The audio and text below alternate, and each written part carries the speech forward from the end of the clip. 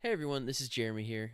Before we get into the show, I just wanted to say we've got some exciting news coming your way that you don't want to miss. Stay tuned for a big announcement that's going to take things to the next level next week. On with the show. Hey, my name's Squid. I'm not in this rap, but here's my friend Magnet, and he Why was wasn't not Squid listed. in that rap? We need to write a Squid Magnet rap. wasn't in it either. Magnet wasn't in it.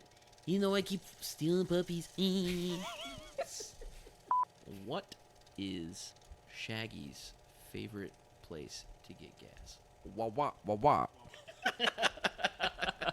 The most hype rap song of the 2000s. I mean, And that's a hot take. but it's true.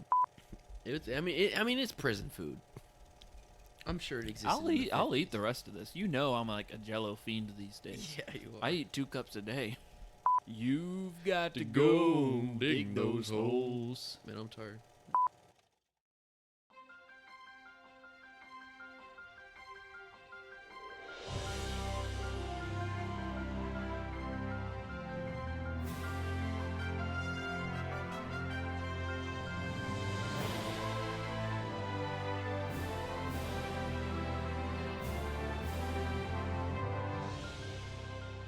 Hello and welcome back to Inside Quotes, the show where my brother and I rewatch, review, and relive the staples of our childhood. And not only have we rewatched, review, and relive the staples of our childhood, we have done 100 of them. Well, we're about to do 100, because this is our 100th episode. I'm your host, Jeremy, and with me today is my older brother, Jonathan. Jonathan, welcome back to the show.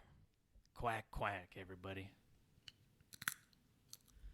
Bro, what are you eating? Bro, what's with the sunflower seeds? I quit smoking. You smoked? How come I don't know this? All right, well, you just gonna chew on Kids, those the rest of the don't smoke. episode? Oh, man. All right, Jonathan.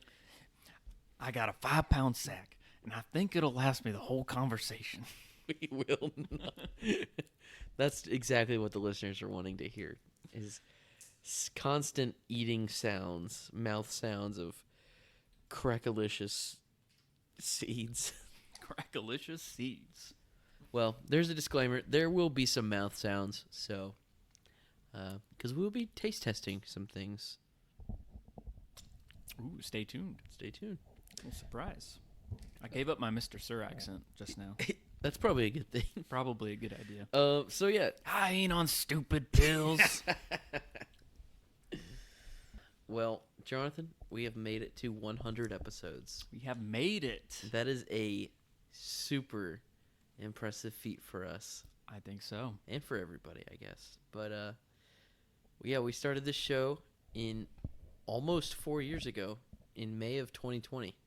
Yeah. So we've averaged about 25 episodes a year. We didn't make any promises. Never did. Never have. Never will again. I mean, was there any doubt in your mind that we'd ever reach 100 episodes? At any point? Did you ever think, oh, maybe we'll get tired of this? Honestly, no. I don't think so either. Because we didn't start this to start a podcast. We pretty much started this podcast to keep in touch with each other and also create like an audio journal of our like childhood memories and just like our thoughts on the movies that we grew up on. Yeah. And we haven't even, we've hit a bunch. This is our 100th movie. But like, well, there's still so many more. I feel like we haven't even scratched the surface yet. Yeah. And the longer we do this podcast, the more embarrassed I am of how many movies we've seen. And of movies we haven't covered. Like, I feel like we've been doing this for a long time now. And it's like, still feel like we just got started. And there's been so many movies that we've like put on hold. Today's episode included of like, we have always known this was going to be a special episode. This is one of our favorite movies of all time. I mean, from early on, we've known this was going to be number 100. Yes. We both consider this probably just disclaimer, we probably consider this the greatest kids movie of all time. Yeah. This is the stapliest of all staples. Not even a question. And, I mean, it's okay. I mean, episode 101 still going to be a banger. But, like, will our energy go down after we've covered our favorite movie in the world? I don't think so. Me neither. I think we'll be like, wow, we did it, finally. We may have to exclude it from the Staple Awards because it's going to win every single thing. This is the most well-rounded movie when it comes to, like, key elements of what makes a good movie. When I go through the categories, I'm like, Holes could be nominated for all of our categories. Yeah. So we will have to see at year end how we want to handle this. But yeah, it's an important movie to our growing up, to our childhood, and it's a very important movie for Inside Quotes. Yes. Because this is one of the movies that we quote constantly. Mm-hmm. I mean, up there with like Harry Potter, all the movies we've Spot Run, even though you've never seen it. It's important. It should be inducted into the Library of Congress for being culturally and aesthetically significant to the Jones family household. Right. Once we buy, well, I mean, we'll purchase the Library of Congress one day. Yeah. And then we'll be in charge of it. They'll have like a going out of business sale or something, and we'll like get everything for real cheap. I'll give you $5 for that Library of Congress. Oh man. But yeah, what's the stat of like the success of podcasters? I mean, we've gone slow and steady, and I think that's helped us a little bit from burnout. Yeah, and we have not been every week. We started out weekly episodes. Yeah, our first year we knocked a bunch of them out, but then we've kind of like slimmed down. But I've just never seen this as something that we need to like ever put an end to. We'll just keep going as long as we can. And when we run out of the movies that we've seen, we'll probably have kids anyways. Yeah. And then we'll just go over those movies. We'll go over those. We'll talk about the ones that we've already covered because we've forgotten what we said on the last episode. Honestly, I mean, once I turn off the microphone, I have forgotten what I've said. So, so what is it? Like 90% of podcasters or something don't get past episode 3. Yeah, it's some stat like that. I mean, we've gone way past already. I mean, going on this long, I think we've beat the statistics. But yeah, episode 100 is an important milestone for us. Anyway, yeah, we have almost reached 10,000 downloads, of all time downloads in our 100 episodes. So that's about 1,000 per episode if you think about it. Nope. No, that's 10 episodes. No, that's like 100 per episode. Yeah. We need to ask Zero for some help with our math skills. Have we said the movie? Did we say the movie? You've said it a couple times, but we're covering the 2003 amazing film, staple of all of our lives, Holes. Originally a book by Louis Sachar. Sachar. How do you say his name? I'm glad you asked. I know the answer to this Louis question. Sachar. It's actually Louis Sachar. Louis Sachar. As in someone like a sack of potatoes. Okay. Well, what have we always said? I feel like we've said... I always say Louis Sachar. I always said Louis Sachar. I'm more of a Louis guy Sachar. myself. I like to call him Louis. I don't know what I've said. Most people get J.K. Rowling's name wrong, too. It's not Rowling, it's Rowling. Like I care. Who cares? She's wrong. Who cares? She's the wrong one here. She's coming out in public with that name like that? Shoot. No, we got to change that. She's made enough money from us. We can decide. We're the stakeholders here. So while you're talking about Louis Sachar, his books have been very important to me. Yeah. He wrote the book Holes, obviously. Yeah. One of my favorite books, one of my favorite movies. He was very involved with the movie. And when we talk about the books and the movie comparisons, that's one of the reasons why this is so good and is pretty faithful to the book. But he also wrote a series, one of my favorite series of books of all time. A series of books that I wish I had personally written because I think they are so funny. They're so clever. They're so witty. And that's what the Wayside School series. Sideways Stories from Wayside School. Is one Say of that again. Sideways Stories from Wayside School. That's a lot of sides we're going here. Well, if you have not read that book, educate yourself. Yeah. No, it's good. Was there multiple ones? There's 4 now. Apparently he wrote a 4th one like during the pandemic. Okay. I have not read that one. Well, yeah, I mean, back in when you were in high school, he came out with a TV show, like a cartoon of it. Yeah. And I liked it. You was hated good. it because it wasn't like the art style that you imagined it. It was good. I remember being critical of like, oh, it wasn't the art style like you said. But it's one of those things where all the like every few years they like rebrand book series. You know, they've done it with Yeah. Harry Potter and they do Yeah. like a new artwork. And you're never going to like that as much as the one that you remember from your childhood. Yeah. So I like the original art from the 80s and 90s when they were written. There's 3 of them. Wayside School's Falling Down is the second one. I remember that one had a very good chapter about the cafeteria lunch lady serving weird food. And I remember it was really funny. Yeah.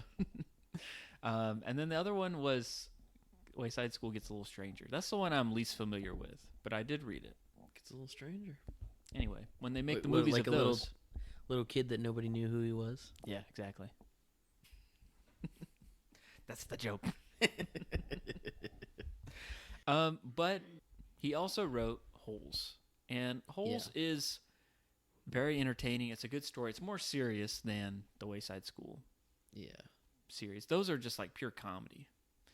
All I was going to say with Holes is this is a book that I'm looking forward to my kids reading. Yeah. And like reading with my kids. Like just as much as like Harry Potter. Like I want them to experience even more, really. Holes.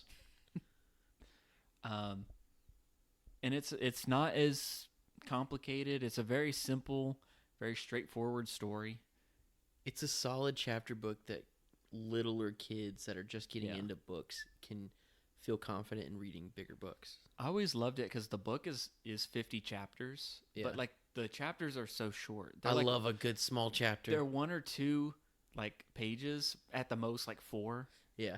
And it just like keeps you going because you keep getting the reward of like getting to the end of the chapter and keep them going. And it's like, I loved that. And there's no like chapter already. There's just a number, but you know, the story's good enough. There's no title. It's literally just the number. It just says chapter 20, chapter 21, you know. Oh man. I love a good short chapter. But this is one of those books that I read early in my life because I mean, this movie came out. I don't know. I wasn't. Did we see this in theaters together, or did you just see it? I was like kindergarten. I'm pretty sure the school went. So we went on a field trip. This was another one that the FCA. So I must have gone with you then. You probably went. Yeah. The private school that we went to, FCA, they all took probably most of the class. I don't know. A certain age and up probably went, and we all went to the Movie Co. theater in town. Rented out the whole theater, and I remember going and seeing that one. And Mom always volunteered to be a chaperone. Yeah. So I got to go. Yeah, I remember almost seeing that, like wanting to see this again, like wanting to go to the theaters twice. And I hadn't like really ever done that. But I remember like we thought about going one time. We didn't, and I got like teased. I was like, oh man, if only I got to go twice. Yeah. I mean, I guess I don't really have a memory of that. Obviously, I was in kindergarten. But I do remember watching it at home a lot. And I do remember reading this book. And, you know, of course, after I've seen the movie. But this is required reading for either 4th or 5th grade in Florida. Is it? And a lot of it's required reading in the curriculum of elementary school. Not sure. I'm pretty sure it's a lot of the states have picked that to be one of the required readings. And I remember being in 5th grade, and we started to read that book, and I was like, I've already read this book, and I'm going to read it again. I'm legally allowed to leave. I don't have to be here at school. Pretty much. I'm going to go out to recess while you guys read. Yeah. I already read this one, so just give me the test right now. I love this movie and this book. And I remember just being like the actually kid. I was like, actually, Stanley Anatz was fat. Yes. In the book. And they were like, well, you know, whatever. I don't know how my teacher dodged that, but I remember saying that. How she dodged that. I don't like how they changed the source material. That was okay. That's the only thing they changed, pretty much. Yes, and I remember when I saw the movie, I remember thinking like, oh, they made they made a lot of changes, but it was still good. Yeah. Like that was my impression of it. Having reread or re-listened to the book before this podcast and rewatching the movie, I'm like, they really didn't change much, except for they didn't, make Shia Labeouf gain 50 pounds at the start and then lose it. Because they can't make a 7th grader do that. Yeah. That's not cool.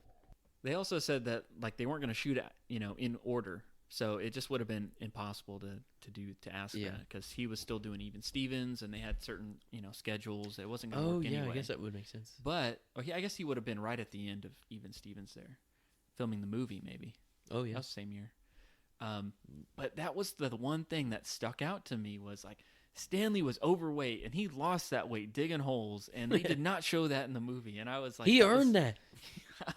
That was the one thing that, like you said, like stuck in my craw about the movie. We didn't get to see But it. I forgot about that. So, I mean, honestly, I've only read it the one time before I saw the movie. I've never reread it since. Nuh-uh. Until I've read doing this this book. podcast. This is the 4th time I've read that book. Yeah.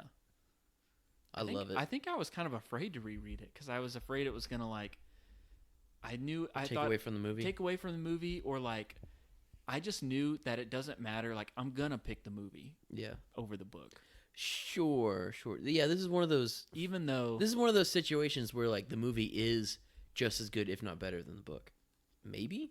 Mm-hmm. Maybe? Just because we have all the memories of it, like, no one's asking me to choose. I'm just saying, like, I'm going to pick the movie. And so, even if I'm going to be biased, I'm going to pick that. This is a definite suggestion to read the physical book over the audiobook. Not because I don't believe in audiobooks, but because the guy who reads this audiobook does not get it right. And I don't know if he read it before. I mean, he may have read it before the movie came out, but still, he even got the songs wrong, like the Woodpecker song, and like Pendanski had a Brooklyn accent, and like he got all the accents wrong. Yeah, I was not a fan of it. If you've seen Holes and you love it, read it for yourself, and then you'll just imagine the characters from Holes the way that it was been perfected. Yeah. And that's what I did the second time around. And I was surprised at how faithful it was to like the original book. Because originally, the screenwriter wasn't Louis Sachar. Louis C.K. Sachar. Louis Cigar. It was some other random guy. I know who it was. Who? Keith Barringer. Who's Keith Barringer? He was in my math class. No, the original screenwriter got fired or whatever. They went with someone else. They decided, you know what, he took a lot of liberties. He was trying to make this into a dark story. Oh, yeah? Like post-apocalyptic, futuristic, like super weird. I wonder if I took a note from that. I don't was think I've doing heard some research.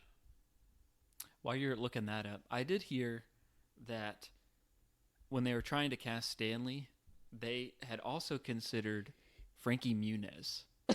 No, they did not. That's what I read on Wikipedia anyway.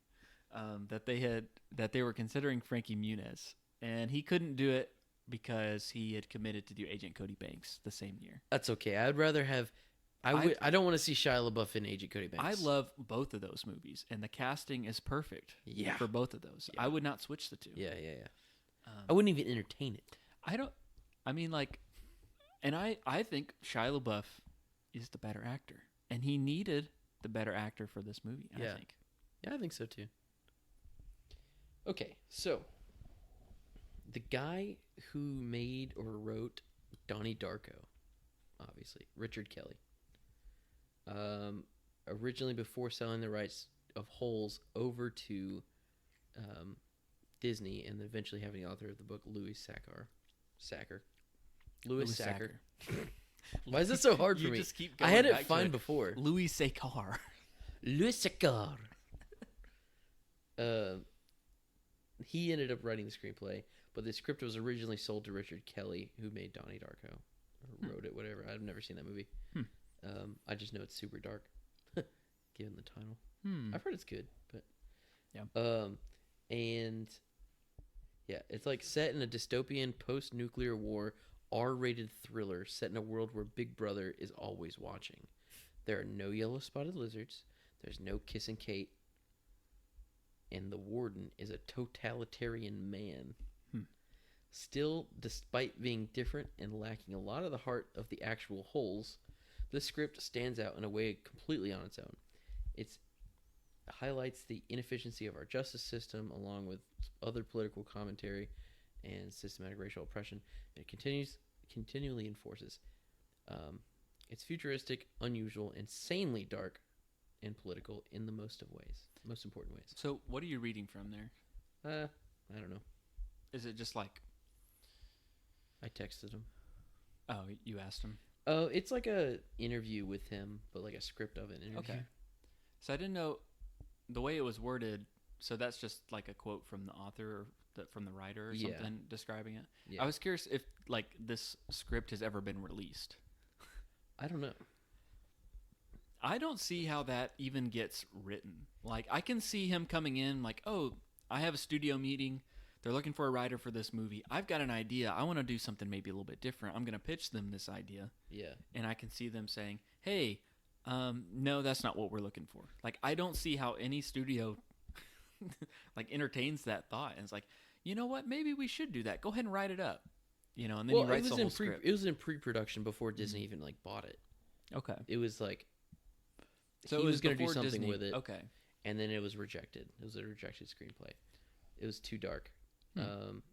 You can read the entire script. Interesting. Richard Kelly Holes.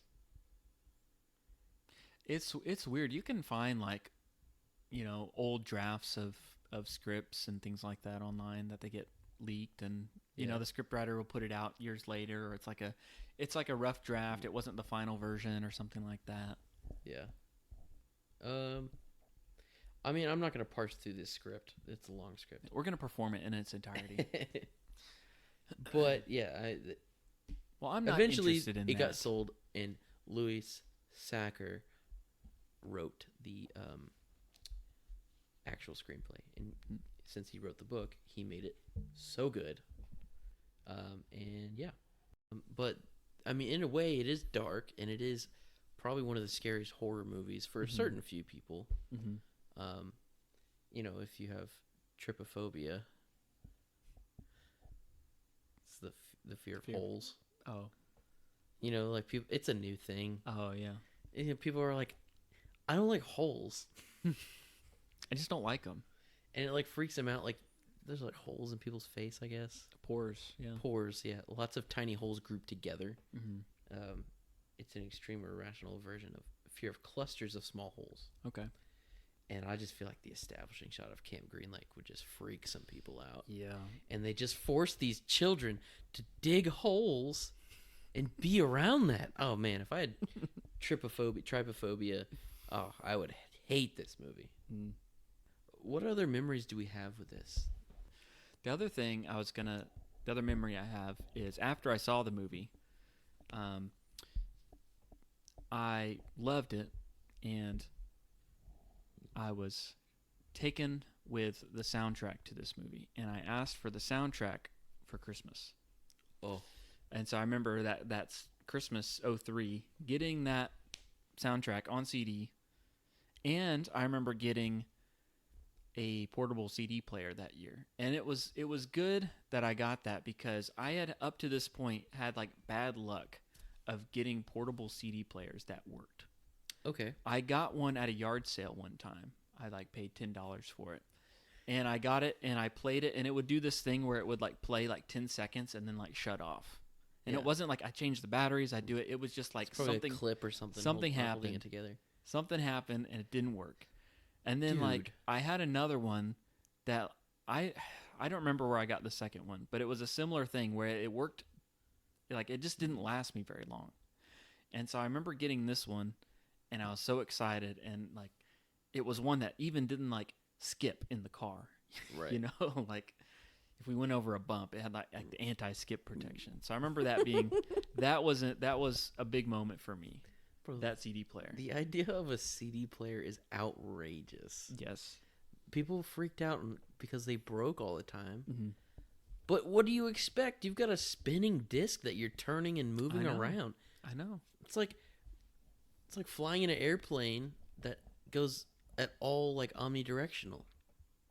And like, yeah, like people would put them. This is gonna get scratched. You know, people that had like the big baggy jeans back in the day with the big pockets. I mean, they would just like sit it in there like sideways in their pocket while they're walking. Of course, it wasn't going to work like that. Yeah. So you'd like pick it up and you just had to hold it flat in your palm while you're like walking around, or if you're sitting somewhere. Like you can't really take it on the go. But the anti-skip protection was like it's the last form of mechanical technology. It was like one of the biggest technology breakthroughs, you know. Wow. Before the iPod, before the MP3 player, yeah, before the dark times, before the end of the world. Jeremy, how many times have you been to prison? I've never been to prison before. I mean, this is basically like a prison movie for kids. Bro, I haven't even toured a prison. That's how clean my record is. I haven't even been to the security of a football game. But we have been to the security at an airport one time, behind the scenes. Have we really? I remember going on a Cub Scout field trip. I didn't think it was security. I just thought it was like the pilot's room or the air traffic control room. We did some tour of the airport, Tampa International, and we got to go like behind the scenes to like the guy that controls the security cameras in the airport. Yeah. And he was like letting like us kids like zoom in on people and stuff like that. And we were like getting a kick out of it, and like trying to like zoom in up somebody's nose or something like that, or just trying to like catch people doing funny stuff. That was it. That's the only thing I remember about that. Oh, just the security cameras. I remember walking through the terminals and seeing like the shops, and I was like, "Why is there a mall in here? Do you have an appointment?" Oh, what a good movie! We got to do The Terminal this year. I love that movie so much. It's my favorite Tom Hanks movie, probably of all time. Of all time? The Terminal? More than Toy Story. That is wild. You will not stand by that, but we'll leave it in for now. You know why I love not backing up my hot takes? I mean, it's up there with Castaway. It's a top 3 for me, at least. I love it. It's a good movie. Best Tom Hanks? Better than any of the Toy Story movies. You're wrong. I don't like Toy Story. It's better than Toy Story 4. I'll give you that. Okay. What were we talking about? Security? Jail? You got a clean record? Yeah. I'm pretty... What about you? Pretty clean. I had my record expunged. Expunged? I don't know. I've heard that phrase before. It's like, if you cooperate with us, we'll expunge your record or something like that. I don't know. I was thinking about this movie, how they send these kids to camp for 18 months. It's and a year and a half. That's a long time. And they don't like, see, I didn't go to juvie as a kid. I don't really know what the experience is. Like, those kids are bad. I know. That was like, as a kid, you were like, dude, I heard he went to juvie. Like, you just like, that's the... For some reason, juvie's a harder word than prison. It's the prison of childhood, you know? It's like juvie. Just like, you get a new kid, and he's like, oh, he got kicked out of his last school. They almost sent him to juvie, but they're sending him here as a last resort. He's been expelled like 3 times. From public school. That is actually a trend. We would get a lot of bad kids that would get expelled from public schools, and then private schools were the only schools that would accept them. I guess so, yeah. We did have a few of those. But so I don't know how that works, like what juvie is like. But I would assume you still have to like go to school and stuff. Yeah. But not these kids. They just go and dig holes and become a good boy again. Like they don't do classes other than zero. If the state would give us some money, we'd have some good filing around these parts. What kind of camp you running here? A good one. A good one.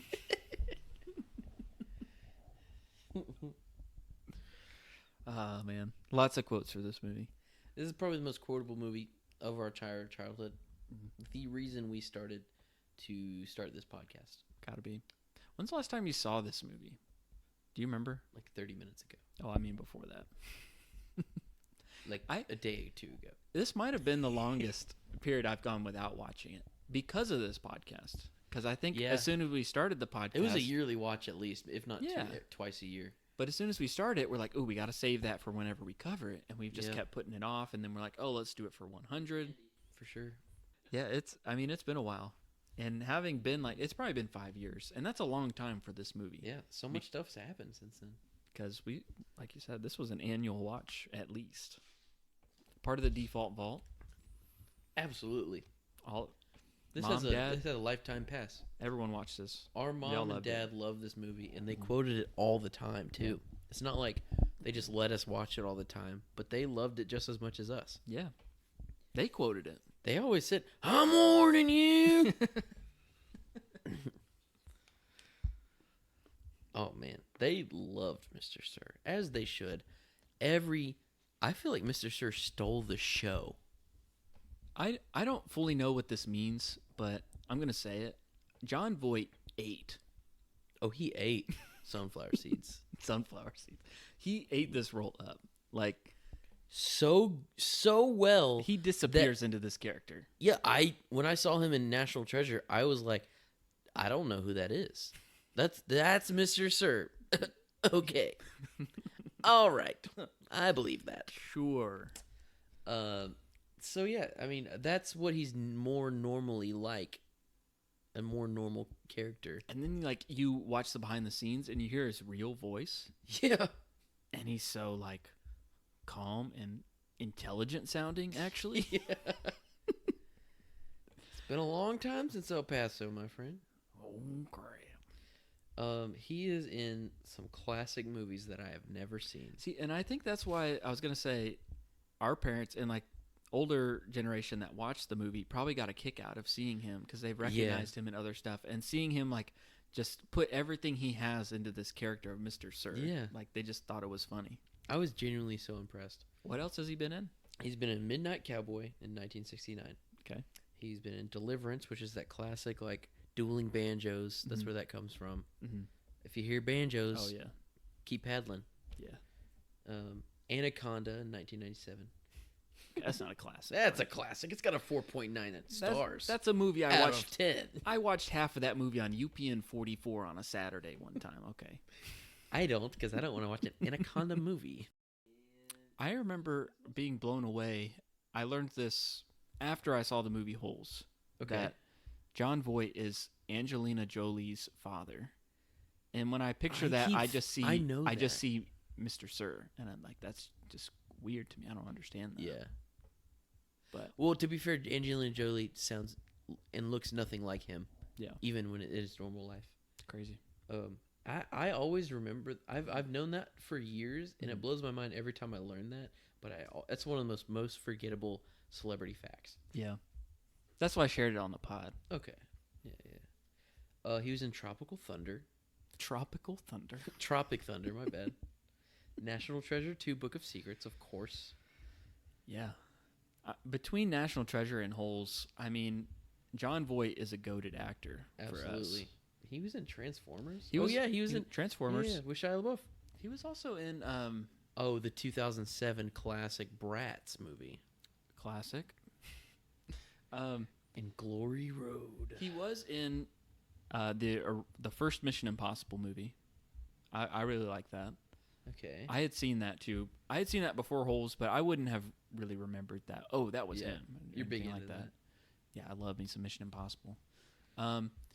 Another one, he was in the Fantastic Beasts, the first one.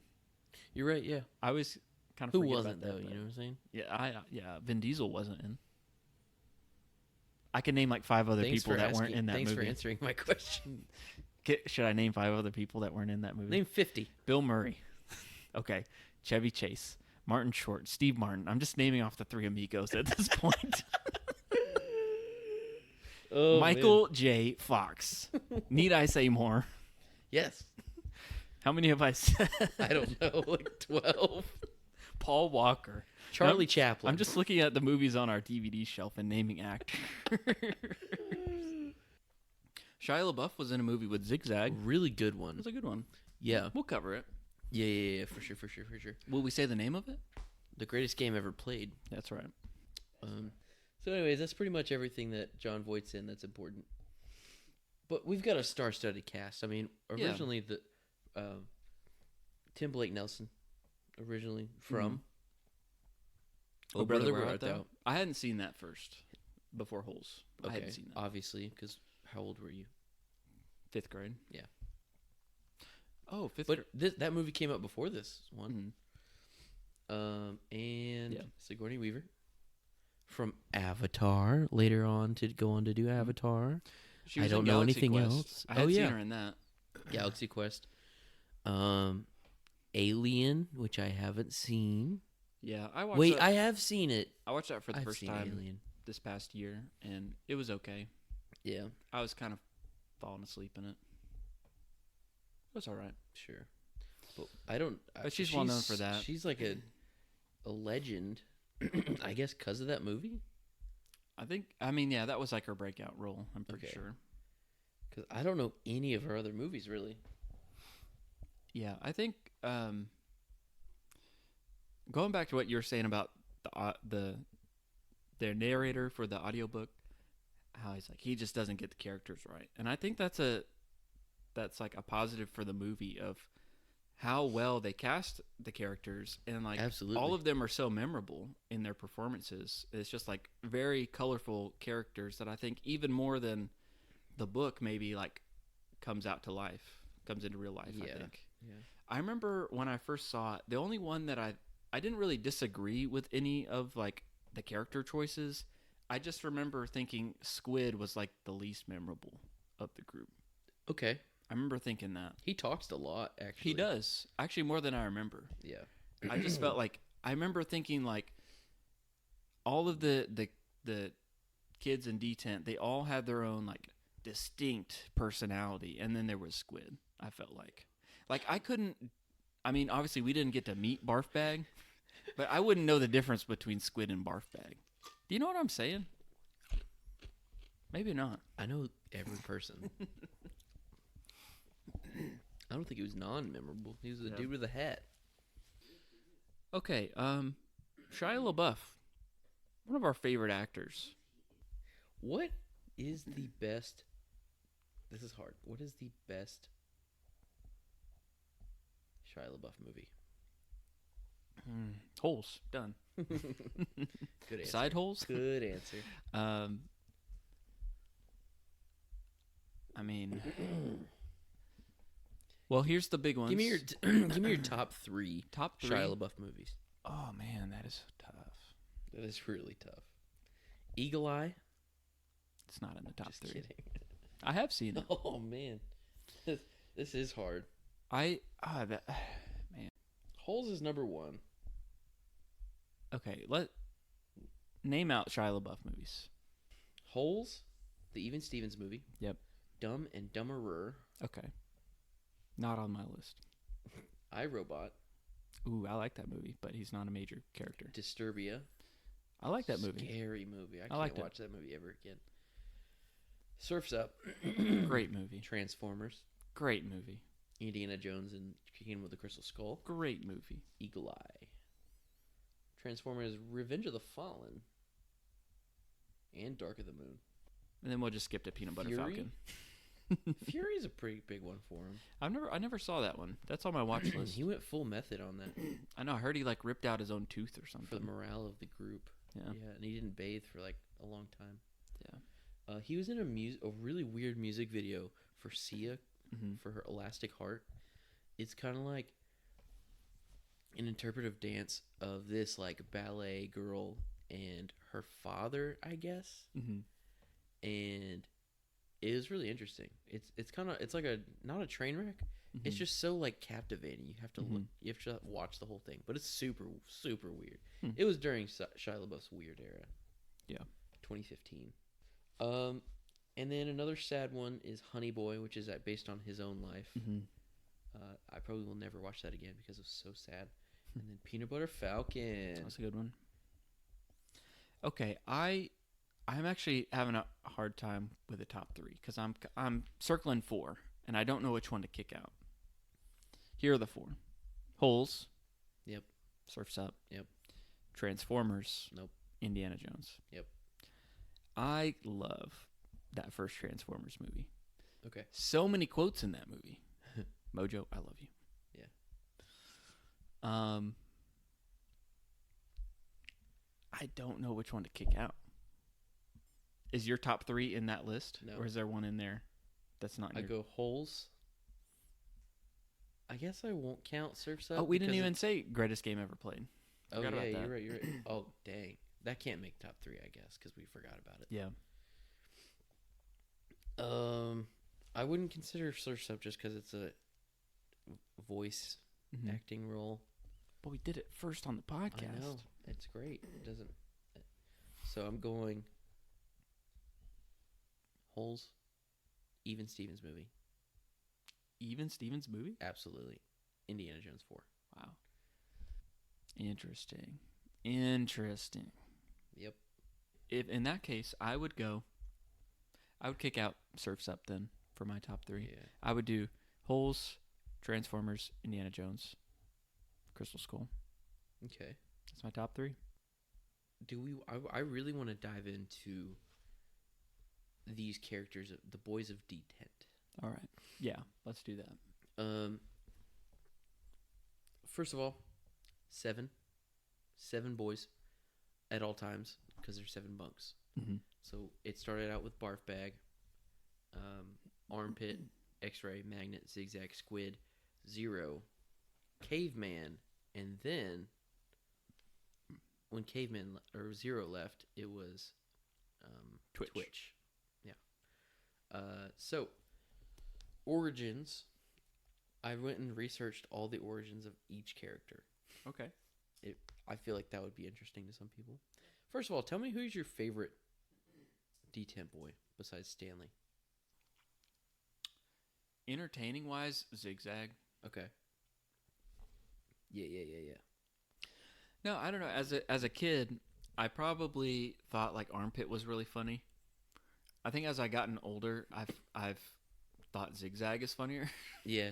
Just like his scenes and stuff. I think Squid's funnier than Zigzag. Nah, that ain't a shotgun show. He's a worm. I think he eats the dirt. Come on, dude. Watch where you're throwing your dirt, Stanley. He's the funniest. He has the best delivery. Maybe I was just mixing up Squid and Zigzag, and I just thought it was him. Yeah. No, Zigzag didn't say a word. Yeah. Come on, man. Eat the cookie. Eat the cookie. They're all mean. I mean, obviously they should be mean because they're prisoners. Yeah. But, like, come on. They're mean to each other, and they shouldn't be. Yeah, They've got a lot of rage that they can't be mean. They can't, like, act out against the warden or any of the adults. So they have to, like, fight it out. Yeah. But, like, fight the other tents. Like, it should be, like... I would have liked to have seen that, some rivalries. Yeah. Well, I guess they showed it a little bit in, like, the rec room, because, like, Stanley kind of accidentally gets into a fight. And yeah, one bully. But there should have been a little bit more rivalry with, like, some of the other tents. Yeah. That would have been cool. I would love it if Lewis... I mean, obviously, sequel movies aren't that great years later, but, like, a sequel book could be good. If Lewis Sachar would do another Camp Green Lake, like, resurrection, or maybe not a prequel. Prequels are kind of tacky when it comes to books. But if you did, like, a resurrection of Camp Green Lake and, like, had another group of people there, I don't know. It's a perfect story. It's a girls' camp now. It is a girls' camp. Yeah. It's too perfect of a movie. We can't add to it. We can't take away from it. But there is a sequel to this, isn't there? A There spinoff? is. I've never read it. I actually read it this week. Did you? I did. Oh, I thought you had read it in the past, but Yeah, we'll get into it. Okay. But this is where I got a lot of the information. all right. Yeah, let's go through the characters. We got So Armpit, of course, the reason, I guess I'll go through, I don't know. I'll just say the reason they got sent to Camp Green Lake. okay. But before we start with Armpit, Armpit Or Pit isn't for short. Yeah, come on, Pit. Armpit's nickname isn't like that's one of the liberties that the movie took over the book, because that's not why his name is Armpit in the book. Yeah. I think it was funny and it's a good addition. Kind of like how they made Ron like eat all the time. Mm-hmm. But yeah, Armpit isn't nicknamed Armpit because he stank and he didn't shower, because he did. Mm-hmm. But Armpit got his nickname Armpit because he got a scorpion sting on his armpit. That's pretty much it. Yeah. And he was screaming in pain about his armpit, and everyone started calling him Armpit. Was that in the book? Yeah. Like in the narrative proper? Yeah. Okay.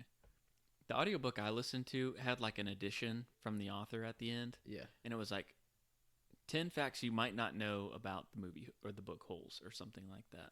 No, I'm pretty sure it was in Small Steps. Okay. Yeah.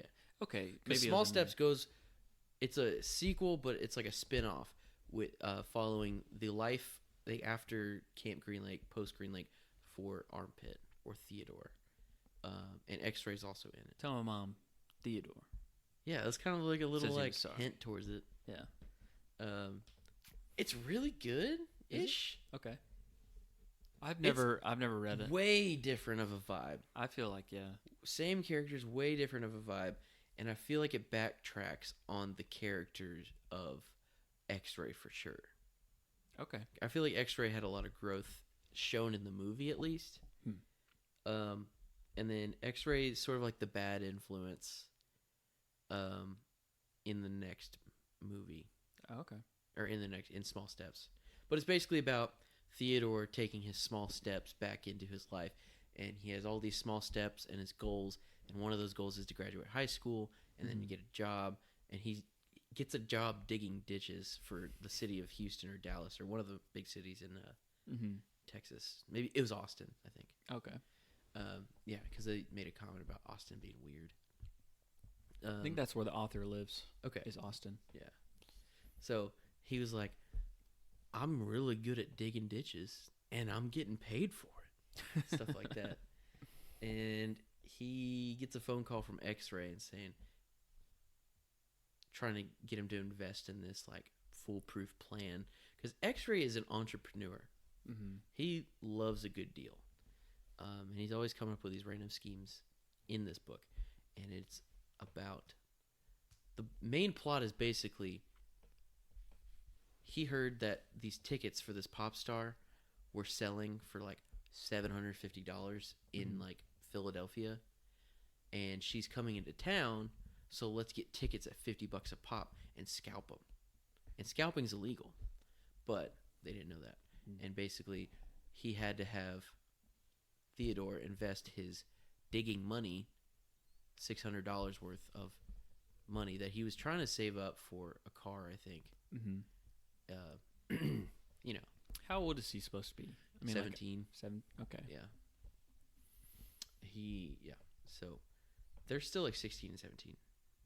And basically, somehow he ends up meeting this pop star at the end of it, and they become friends, and they kind of start to date a little bit with Armpit in there.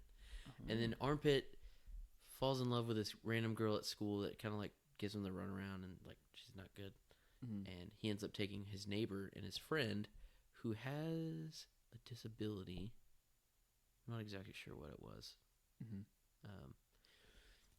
But it was really sweet. And Armpit is a really good dude. Like, I love it. But he's really mean in Holes. Yeah. In this version of it. So I'm just like, It's good. I would suggest you listen to it, maybe, if you want. Maybe. But it's just a lot of, like, I've known it was going to be detective stuff and, like, crime in the city. And it's a complete different vibe. Yeah. But I liked it. Yeah. I'm glad it could be good. I'm glad I did it. Okay, so origins. Armpit got in a fight at a movie theater over some spilled popcorn. And that's it.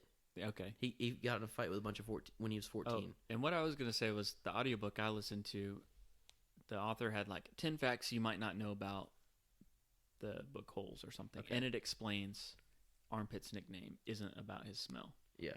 But it's just said there, and I'm like, well, why is that as like a afterthought in the book or something? No, because I guess that it got explained in the steps, second book. Yeah, because he was like embarrassed. Yeah. He didn't want to go by armpit Mm-hmm. in his new life. He was just like, my name's Theodore.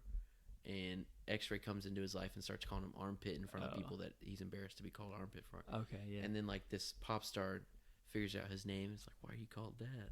Stuff like that. Yeah. It was really funny. Okay. Anyways, X-Ray, this is really funny. He's an entrepreneur. And what do entrepreneurs do to get put in jail? Drug dealer? No, he was not a drug dealer, but he pretended to be because he was selling bags of oregano as weed. And he got in trouble for that, and he got sent to there's so many different levels. We've all been there. We don't really find out why Stanley got sent, though. I don't think. Do we? That's what the whole movie's about. You're right. Yeah. Stanley, the reason Caveman was there is because his wrong place, wrong time. Hey, Mom, good, sturdy, who's the Neanderthal? Pig stealing great-great-grandfather. It's true. Who did Neanderthal? So Magnet stole a puppy for like $1,000 because he's trying to free him. Animal activist over here. Zigzag setting firecrackers off at school. That fits his character. Okay. Now this is where it gets a little crazy. I'll say we know Zero. Zero got for robbing a shoe at Payless, but he also did he also stole the shoes that Stanley was accused of stealing. The Sweet Feets. All right, this is where it gets weird. Well, okay, so Twitch, joyriding, stealing a Mustang. All right, these last two get so weird. Squid, what do you think? Don't know. Okay, well, it says Alan was sent to Camp Green Lake for beating up a police officer who had confiscated his apple juice. Bro has no chill. What? Where How does did he that get come arrested from? if he beat him up? I just looked it up Okay. on the internets. Huh. There was another book that came out. It was like a Lion King 1.5 version. It was more of a survival guide it's called Stanley Yelnat's Camp Green Lake Survival Guide. Oh, I don't know if you okay. heard about that. I think I have. I think a lot of this stuff stems from that. Okay. But and then Barf Bag. We know how he got out of Camp. We know Green how he Lake. got out, but how he got in, he deserved to get bit by that thing. Not really. I think beating up a police officer was worse, but this is probably the highest caliber crime. But he got in trouble. He got caught robbing a museum and stealing its jewels. Okay. What the heck? He's like 14, He's a dude. jewel thief. That's so. All these are different calibers of crimes. Maybe he was trying to. Maybe he was trying to find somebody that was like. He was trying to reach the juvie audience. Yeah. Like, it's okay, man. I liked the movie show. It had a couple of moments near the beginning that it just like it shows that he is a good kid. Like he didn't. Yeah. That he was. You can't really. It's like you said. I can't prove I'm innocent or anything. But like. There's a couple moments. One was like when he goes, the cops come to his house and they go to his room and he's like, they're trying to look and they see the evidence of like, oh, he's a big fan of Clyde Livingston. They got the posters all up on the wall. It's like, okay, we got a motive, you know? Yeah. And he shares his room with his grandfather and his grandfather's like, we share the room. How do you know that's not my side? And I thought that was pretty funny. And they're kind of going back and forth and Stanley's just like, I sleep over here. You know, he's just like, he tells the truth in that moment. Yeah. Another moment that I took note of was like he gets sentenced to the time at Camp Green Lake and he takes the bus out there and I don't know, it's just a small thing, but like he gets off the bus and he like says thank you to the bus driver that drove him there and is dropping him off. I'm sure none of the other guys ever none of the other kids, would have said thank you or anything like that. And you see the moments, obviously like he cares. I mean, he's trying to fit in with the guys, and he gets kind of tired from digging his hole, so he doesn't want to like teach Zero at first, but he does like have sympathy for him, and eventually he does help him out. Yeah, teaches him to read, but there's just stuff like that where he wasn't a bad kid in his mind either. Like, even when he was doing orientation with Mr. Sir, and he said, or he said, "You thirsty?" Mm-hmm. Or he offered him a Coke, and he thought it was his, but he was really offering the guard behind him. Yeah. Like, he was like, "Yeah, I'm a good guy. You're a bag of tricks, aren't you?" I'm fine with that. Yeah. Yeah. Which, honestly, one of Takes the biggest blame. upsets of the movie right there. I was so wanting him to have that ice cold Coca-Cola In the glass, yeah. Ugh, that's Good. the most refreshing Coca-Cola. And he takes the blame for the stealing the sunflower seeds. Yeah, You know, the other guys. Yeah. and giving him the tip to save the lipstick tube for That's tomorrow. right, yeah. Although he did throw a fit at first. He and does. was He, like, "Well, I'm he not in catches charge himself. here, so yeah." He catches himself because he was trying to like, oh, I want to keep it for me so I can get the day off. You already dug your hole. But he's like, why don't you save it for tomorrow? Get the whole day off. Yeah, yeah. Smart thinking, caveman. Smart thinking. I really want to dig a hole. Okay. We can do it. What's the deepest hole you've ever dug? You know, probably realistically not that deep, but I flashed back when you asked that question to the FCA playground. Yep, me too. Remember? And you dig so far deep in the sand pile that like the sand gets colder. Yes. And the sand gets and that's different how color. we cool off in Florida. You got to dig for gold sand. And pardon my French, but we used to call it the doo-doo sand. The doo-doo sand. Because it was like this like light brown color. It was like we called darker. it gold sand. What are you talking about? We were digging for gold. Our class called it the doo-doo sand. That's how deep you dug. That's wild. Where did them Chinese kids dig to? Man, shut up. Dude, Squid's the funniest one here. I don't know why you said Zigzag's better. You're right. Zigzag was kind of mean. He is.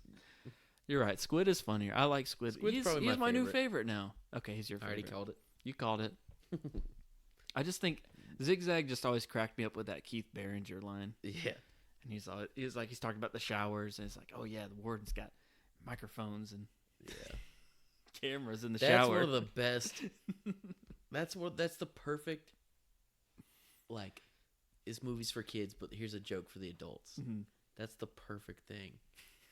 Talking about cameras and microphones, not microscopes. Oh man.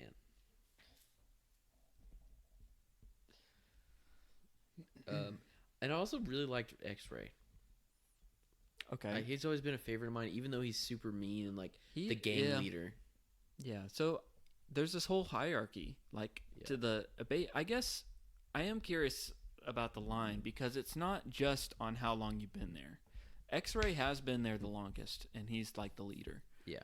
But like, obviously, Caveman Stanley started out at line 7, but as he like made some moves with the group, you know, he's playing Survivor. You know, he's trying to outlast, you know, the group. He moves up to that 6th spot above 0.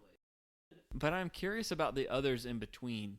Like, are the rest of them just in the order they got there, or did they like make moves? Did they appease X-Ray, do something to move up in a spot or something like that? The hierarchy of the water line I thought was very interesting, and of the group itself. Yeah. X-Ray, he's a great character. He plays him really well. I always thought it was funny. I mean, the joke is they call him X-Ray, like he's got these like good eyes, but he can't see anything out of those glasses. They are so dusty. You don't need to. You just got to keep digging, dog. I love like the day after he gets the day off, he comes back to dig, and the warden's like, "Oh, we could use your sharp eyes." Yeah, but I mean, he's the only guy with glasses in the group, so that's probably why they called him X-Ray. Now, let me push back. You said you saw a lot of character growth with X-Ray. Yeah. Like, what did you see that made you think he was coming around? Well, just like respect for the new guy. Okay. After a while, after he did all like the hazing and stuff, he kind of started to respect him, and was nicer to him. Yeah. That's all. I think the whole group did, but I guess they were just following X-Ray's lead. Yeah. And I liked that. Like when you're the new guy, you got to put in your time. You know, you start out at the bottom and everything. They're kind of giving him a hard time. I get that. What I didn't like was then like they start to turn on him after like Zero starts digging his hole and everything, and they just like all of them just start like being mean to him again. That's the one part I didn't like, but that's reasonable. That's what's gonna happen. Yeah. Okay, so the three really go well together. Pendanski, Mr. Sir, the Warden. I love all three of them separately. Okay. And probably Pendanski the most because he's the nicest, although I really hate that he hates on Zero so much more than anyone else. They don't really explain that other than it just gives you, it's like a crack in the armor of like his real character, right, of who he is, and I don't know. But you think nothing he's like going on in his stupid little head. You think he's this nice guy, but like he just has no faith in Zero whatsoever, and zero faith, if you will. Worthless. I mean, I don't know why. He's like the best digger. And yeah. I think he's just salty because he doesn't talk. He won't talk, yeah. What's your favorite Pendanski quote? Also, before I even let you finish that, okay, I always liked, and it explains it in the book, like his name was like the alliteration of like Pen, Dance, Key. I don't know if alliteration is the right word, but it's like that's how it's said. It tells you how to pronounce it. Dance, Key. It's like 3 words. Pendanski. I've never thought of that. Pen, Dance, Key. I don't know. I always thought that was an interesting name. Dance, like D-A-N-T-S? Yeah. Yeah. No, I've never thought of that at all. I've just thought that was just a regular old word. Yeah. Pendanski. It's just the name he came up with. Pendant ski. Yeah. Pen, dance, key. I would go pendant over pen, dance, ski. Pendant, key. I don't know. Pinned. Anyways, I ain't no doctor either. I don't know. I want to say like smells like puke from a mule that's been ruminating on asparagus for a couple of weeks. But I don't even think that is my favorite one. I respect you, Stanley. Oh man.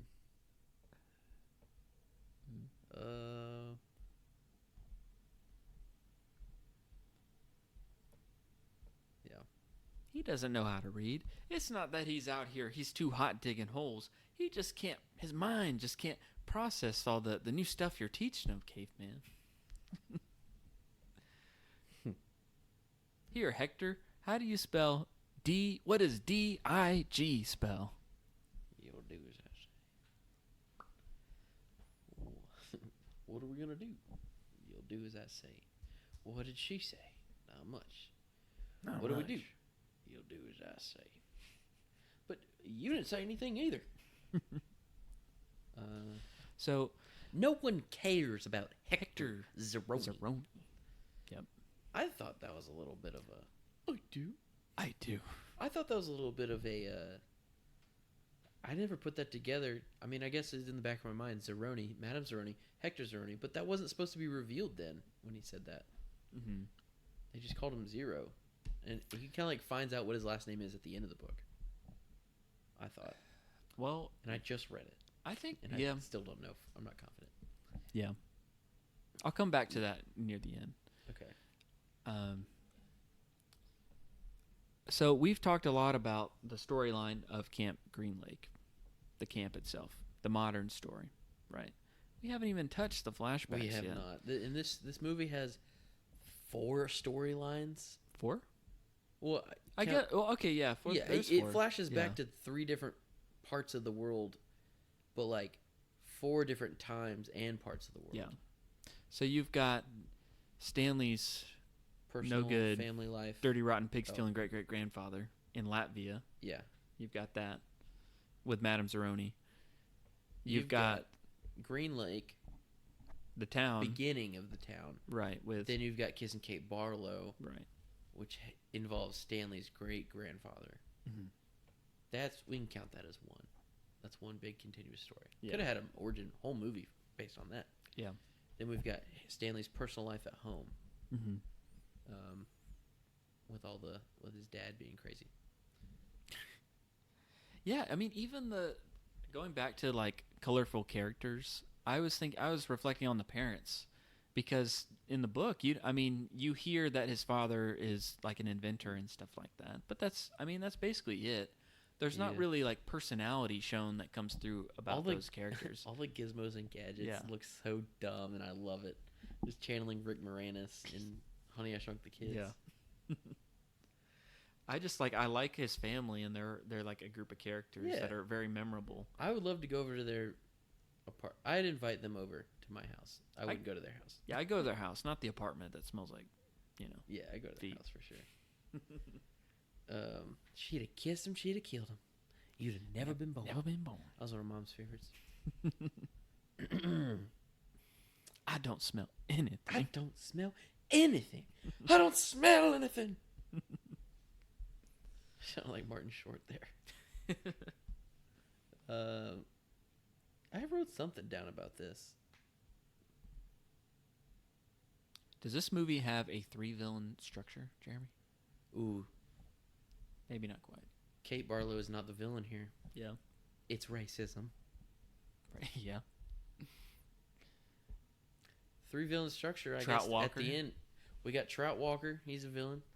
We got It is a 3-villain the structure. justice system. The Warden, Mr. Sir, Pendansky. Yeah, but that's not. They all have the same. Okay. The Warden, definitely. Definitely the warden, and her and her grandfather, Trout. Isn't that interesting, huh? 3 families: the Walker family, the Zeroni family, the Yelnats family. Yep. Did you know that Trout Walker, the guy who played him, died shortly after this? I did not know that until I was looking up for this episode. But also, I didn't realize he also played the old man. I didn't realize with that either. prosthetics. Yeah, until this time. I'm tired of this, Grandpa. That's too dang bad. You keep digging. What an iconic scene. That's probably like the #1 quote for like the masses. Yeah, And it's meme. relatable. I can fix that. I can fix that. Oh man, Sam, Dooley Hill, Gus from Psych. I always remember there was that episode that referenced holes. Yeah.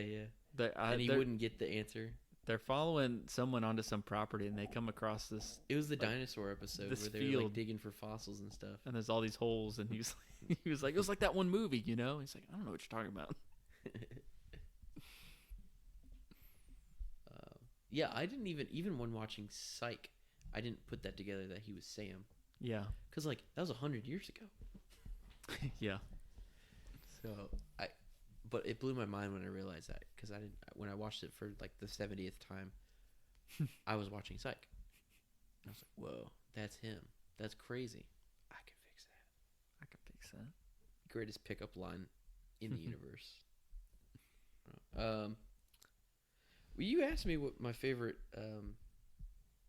Pendansky line was, and You answered. No, I you were didn't. going through a bunch of them. No, I found this one today. I'm gonna say this to my kids. The early mole gets the deepest hole. Digs the deepest hole. It's a good character. Excuse me? My favorite part was the fact that he had the thickest sunscreen nose. That's right. What a cartoon. What a cartoon.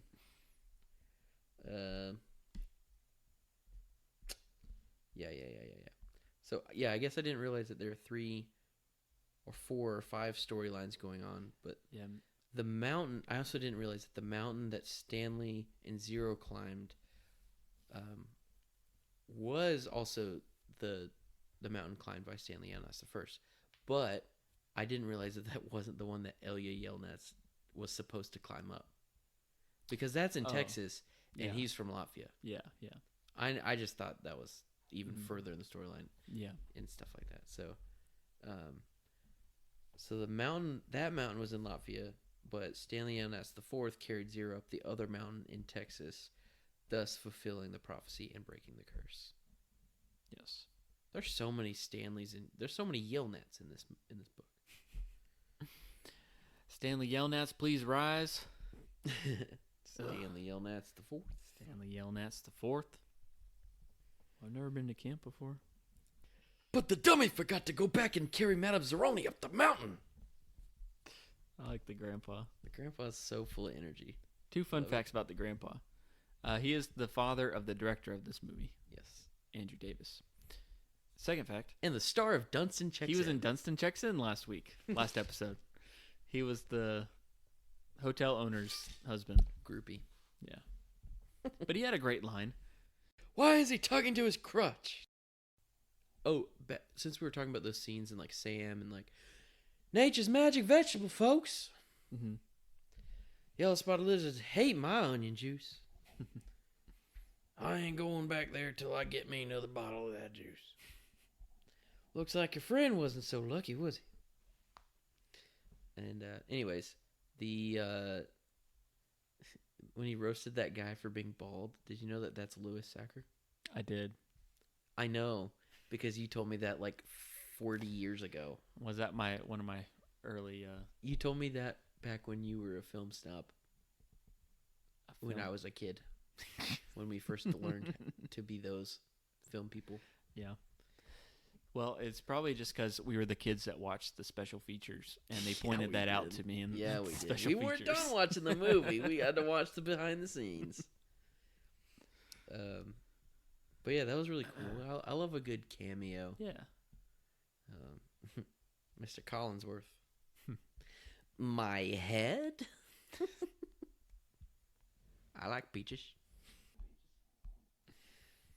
One of the most iconic sounds that is unreplicable, you cannot recreate it, is Magnet's laugh. It sounds like magnets zapping together. Maybe that's why. Try and do Magnet's laugh right now. I can't even imagine it right now. Yeah, you can.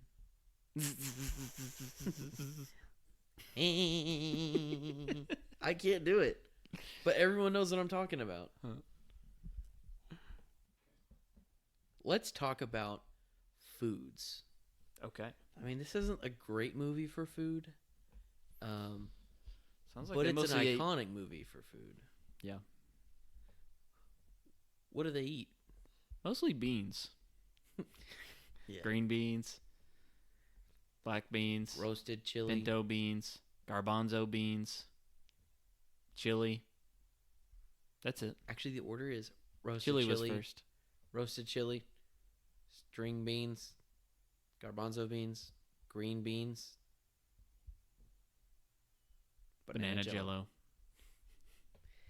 And that's so funny because it's like we're probably the top 0.005% of Holes fans that caught on to that line because it's like a transition line, but it's in the background announcing what they have for dinner that night. And I didn't realize that's not their lunch. That's their dinner because they don't go back to the camp dining hall for lunch. They get it delivered to them. Sack lunches and water. So they eat that weird, like, slimy turkey. That's the only meal they go to the dining hall for because they have it outside next to the shovels, the turkey, and whatever else they want to eat. I see. You said it was turkey or lunch meat. I kind of think it's a tortilla. Why is it wet? It's like a slimy tortilla. Coated in honey? I don't know. I don't know for sure what it is. I always thought it was just wet, old But lunch Squid's meat. eating it. And he's like, smaller shovel. Smaller hole. Yeah. And then, they bring like a sack lunch out to them out while they're digging. So they only go to the cafeteria the one time. Yeah. But anyways, I wonder if that banana Jell-O is actually in the script. I don't know if it is. In the book, you mean? Well, it's not in the book. I mean, like in the script, or if that was just like someone that was doing like voiceover work, just like thought that would be funny to add in there. It is. Like I need to know the story of that. It's really funny. We're having nothing but beans, and then some Jell-O. Banana Jell-O. And I remember Dad pointing out like that's not a real thing. Yeah, banana Jell-O is not a real thing. It doesn't exist until today. Because I took it upon myself to learn how to make Jell-O from scratch because they don't sell that in stores. That's right. I made banana Jell-O from scratch. And we're talking Jell-O, not like they have like the banana cream, like Jell-O brand pudding. No, not banana pudding. Not pudding, it's pudding. Pudding. If you say banana pudding, pudding. So you want a crunchy pudding? Yeah, I made banana Jell-O for this movie, and it's such a niche recipe. It's just the unflavored gelatin packets, and the only recipe on the back of that to make Jell-O is, just put some fruit juice in there. Well, banana juice doesn't exist unless you have a juicer, and that's too cloudy. It's not. We're not making jiggly smoothies. Anyways, I had to make my own juice that was also clear, so I bought sugar, water. Well, water was already here, and then I got banana flavoring extract and yellow food coloring. Is it yellow number 5? And I Googled how much sugar was in a cup of apple juice or whatever, and I added that much to the water, and then made Jell-O. I mean, it's not that hard. It's just like, it was harder to make the flavor and get that right. So, if you want to try it, we can try it right now. Let's try it. Roast chili, string beans, refried beans, garbanzo beans, green beans, and banana Jell-O. All right. We are back with the world famous banana Jell-O from the movie Holes. You thought we'd be cooking up something else. You thought we'd be making something else, didn't you? Some sploosh, some peaches and onions. Peaches aren't in season right now. That's Can't even right. get them at the grocery store. Yeah, didn't have fresh peaches. Anyways, I made banana Jell-O, and if you love banana Laffy Taffies, you'll probably love this. I like it. But banana flavoring is a horrible, polarizing flavor. Mm-hmm. In fact, you either love it or you hate it. And Abby hates it. So I was telling her about it last night, and she was like, that does not sound good. All Taste right. test? Taste test. Dink it? Sink Cheers. it? Okay. Very gelatinous. It's a very thick gelatin. So it's more chewy. Kind of like cafeteria Jell-O. But I like... It's a definite cube. Yes. And it maintains its shape. the flavor's a little iffy. It's not overly sweet. Mm-mm. I And I thought put it was a lot gonna of be- sugar in it, I too. thought it was going to be extremely sugary. That's a little disappointing. But enough to where if I'm making Jell-O, I'm definitely not going to use as much water as they say. So I can have thicker Jell-O. I kind of like the thick Jell-O. Yeah. I've always loved the cafeteria cubes. Mm-hmm. And it was always this thick. Go to Piccadilly on a Sunday. Mm. Get the little Jell-O container. Like And 5 mine's starting to cubes. taste like fish oil, so I'm going to put that away. It's all right. I'm excited for this opportunity to have something that no one's ever had before. Yeah. Banana Jell-O. Except for the campers at Camp Green Lake. I mean, it's prison food. I'm sure it exists. I'll eat the rest of this. You know I'm like a Jell-O fiend these days. Yeah, you are. I eat 2 cups a day. You're a 2 cup a day type of guy. So yeah. While my laptop still has battery, let's go over another thing about holes that is a major disappointment in real life for me. Okay. So obviously there's some cool stuff at the end where they're climbing up the mountain and everything, and there's like they're digging holes, which is every kid's dream. And I never told my story about the recess either. One time after school, you know how like we'd get volunteer college kids to come over and watch us in aftercare? Yeah. One of the guys, Ben Nelson, which was one of the older brothers of one of the kids in my class, he came over and he was like, "You want to dig a hole?" And I was like, "Yes." All right, grab a bunch of people. We're gonna dig a really big hole, bro. It was so big. If you buried me, you wouldn't see me. I'd be a lot. I mean, I was not that tall at the time. I was probably 2nd grade, 3rd grade, maybe. Yeah. But like, it was a core memory for me, Yeah. because this huge, strong, adult man was helping us dig with his bare hands, and we had like 10 kids on one hole, and it wasn't like a deep hole; it was a wide hole. Yeah. Like we almost uncovered the tire that was stuck in the sand. Oh man. And I think we got in trouble. And he got in trouble too. He was like, "All right, guys, let's fill this up. We're not supposed to be digging this deep." Wait, because you're gonna like hit a water main or something? I don't know. We didn't want to visit China. I mean, yeah, those days digging those huge holes in the playground. Yeah. Those were awesome. I mean, that was the time of my life where I still believed that digging deep sent you to China.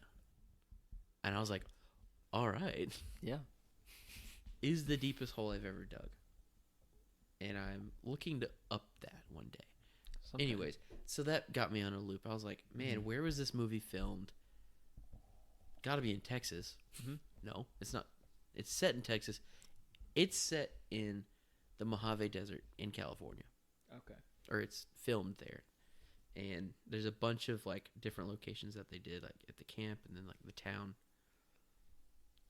I want to go visit that location. So I looked it up, and obviously the holes are all filled up, but most of the holes are CGI anyways. That's too many holes to dig. But I still want to I started looking up California digging laws because I wanted to go there and dig a hole in that desert. Yeah. But it's like a national park. I can't do that. Yeah. But the Mojave Desert is big. It's possible. But what they don't know. What they Don't don't hurt know. 'em. I mean, the surrounding area would count if it's not technically on their property. Maybe. Anyways, I thought about that, and then I was also like, you know what? A cool hiking trip would be amazing there. I've never done any like the out west hiking stuff. I've just done the Pacific Northwest and Alaskan hiking, but I haven't done like Grand Canyon or anything like deserty. Yeah. So I was like, dude, what if I could go hike up God's Thumb? That's legit. And I started looking it up, and the biggest like knife in my heart was realizing that God's Thumb, the mountain peak, was also CGI. Yeah. And hiking up, you could tell it's like green screen while they're climbing up the mountain, but I figured like it's not that out of the ordinary. It doesn't look that bad. It's not that out of the ordinary to have a rock formation. I've seen crazier rock formations than that. And I wanted to go up there and hike and see that, and then like, I don't know, tell all my friends that I hiked where Stanley Yelnats stood. Yeah. And his great-great-grandson. But no, you can't. You just go to the area, and then there's like some parts of it where it looks like where they were climbing, but it's not worth it, I don't think. You can't even dig the hole there, and you can't even climb up God's Thumb. That is a letdown. I knew that it wasn't real, but some of the shots I think do look pretty good. They do look I think so they good. look very. I mean, I never questioned it as a kid. Yeah. That was a real. Like they did some location scouting, and they found that like this perfect spot that matched the description of the book, and that's where they filmed it. Yeah. There was no doubt in my mind that Shia Labeouf and Cleo Thomas climbed up that mountain and filmed all that stuff. You know. Sure. But But no, it's a fictional thing coming out of Louis Sachar's mind. Louis Sachar. Louis Sachar. That would have just been the most wonderful trip. And I think I had some more thoughts on that. Apparently, the filming locations are at Red Rock Canyon State Park in Cantil, California, Cuddleback Lake, a dry lake in the Mojave Desert. That's where they dug the holes and stuff. Okay. And fun fact, they also filmed Hidalgo there. That's a very fun fact. That really is fun. I like that movie. I was wondering. I wonder where they filmed the Return of the Jedi, Jabba's sail barge scene with like the, with the pit that they jump into. Yeah. That's a big hole. Yeah, but that wasn't like dry, cracked clay sand. That was more like sand dunes, sand. like sand dunes. Yeah, dunes. But I have realized that I do want to add digging a 5 foot by 5 foot hole at Cuddleback Lake to my bucket list. And I'll bring me some sunflower seeds, and I'll call it a day. That does not sound refreshing. No, but Sunflower seeds. bring a bucket of water and pour it on the ground. Mm-hmm. Maybe a little can of sploosh. Yeah. So That's been aged for a couple hundred years. yeah, 100 years. Also, there's some controversy on that too, because it's like, why did Zero get sick? Because it was old bacteria. No, it wasn't the sploosh, because Stanley ate it too. People think that Hector Zeroni got sick because he drank a bunch of the 100-year-old sploosh. Mm-hmm. But it's because he was out there for a couple days, Yeah. longer than he was, and he was dehydrated Yeah. and climbing up a mountain. Yeah. Stanley still had some water in his system. That's the reason he was sick, not because he ate the sploosh. And so this is a Sploosh is controversy. a good thing. What? This is a controversy. It's a controversy. It says it right here on the Holes Wiki. And I need to change that, or whatever it is. I'm a holes expert. I'm willing to say that. Well, I do agree with you. I think it would be cool to dig a big hole like that. I mean, Just it's- one time. I said that and my laptop died. Wow, that's the last thing I had on my laptop. Okay.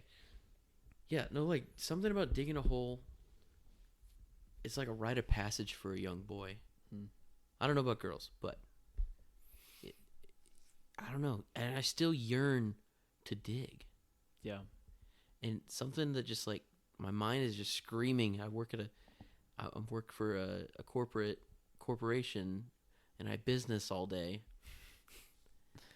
After a But long like day my of mind just wants to businessing, turn off and just dig a hole all day. That sounds amazing. You can be a ditch digger. Sometimes, nah, I'm good. I'll stick to my 9 to 5. First hole's always the hardest. But I'll dig on the weekends if I need to. No, it just sounds so nice. I mean, in the heat, once you succumb to the heat, like, you get used to it. It's kind of like when you're walking around in rain, hiking in rain. Mm-hmm. You get, like, annoyed and try to keep yourself dry for a while, but after a while, you're just going to be drenched anyways. So you might as well embrace it. I will say there is something. There is no lake. There is no shades. You might as well Yeah. just sit and wait to fry. Yeah, you got to go dig those holes. Yeah. Broken hands and a weathered soul. Emancipated for all you know. Yeah. Poetry at its finest. Mm-hmm. There is something really cool about something influential. I don't know. It makes me about wanting to go dig a hole. Yeah. Is You got some character to build. I don't want to get up at 4:30 a.m., but I know they do it, to beat the heat. Yeah. But And it there's also something takes a about long time to dig a hole. there's something about them like lining up, getting their shovels and eating, and then just like the walk out to their holes Yeah. as like dawn is approaching, and the Yeah. music's playing, and it just sounds really cool. And they're carrying their shovels and they're lifting it up over their shoulders, and Yeah. resting their arms on top of it. There's not a time that I haven't picked up a shovel and wanted to do that if I'm walking with a shovel. That's the somewhere. coolest way to do it. That's how you do it. You just Yeah. put it over your shoulders. Zero did it. like Zigzag your head did it. is in the stocks. Something about that. I don't know. I would like to live that life of Camp Green Lake one day. Do it for a week. Nah, that's too much. I'll lose some weight, get stronger. Sounds amazing. It's Little a good Green Lake retreat. Yeah. And if you find something, you get the day off. It's a good weight loss program. Archaeological dig site. So- See, that's fun because as an archaeologist, you have to be careful when you dig. Mm. That's not fun. Yeah. Just I want- dig. And It's especially when they connected all the holes when they were looking for the fine. Oh yeah, I the want treasure. Yeah. Oh, I want to do that so I bad. remember when it transitions from the flashback and back to the progress they've made, Yeah, and just seeing like, oh, it's so much. They can like walk through there. yeah. There's tunnels, That was cool.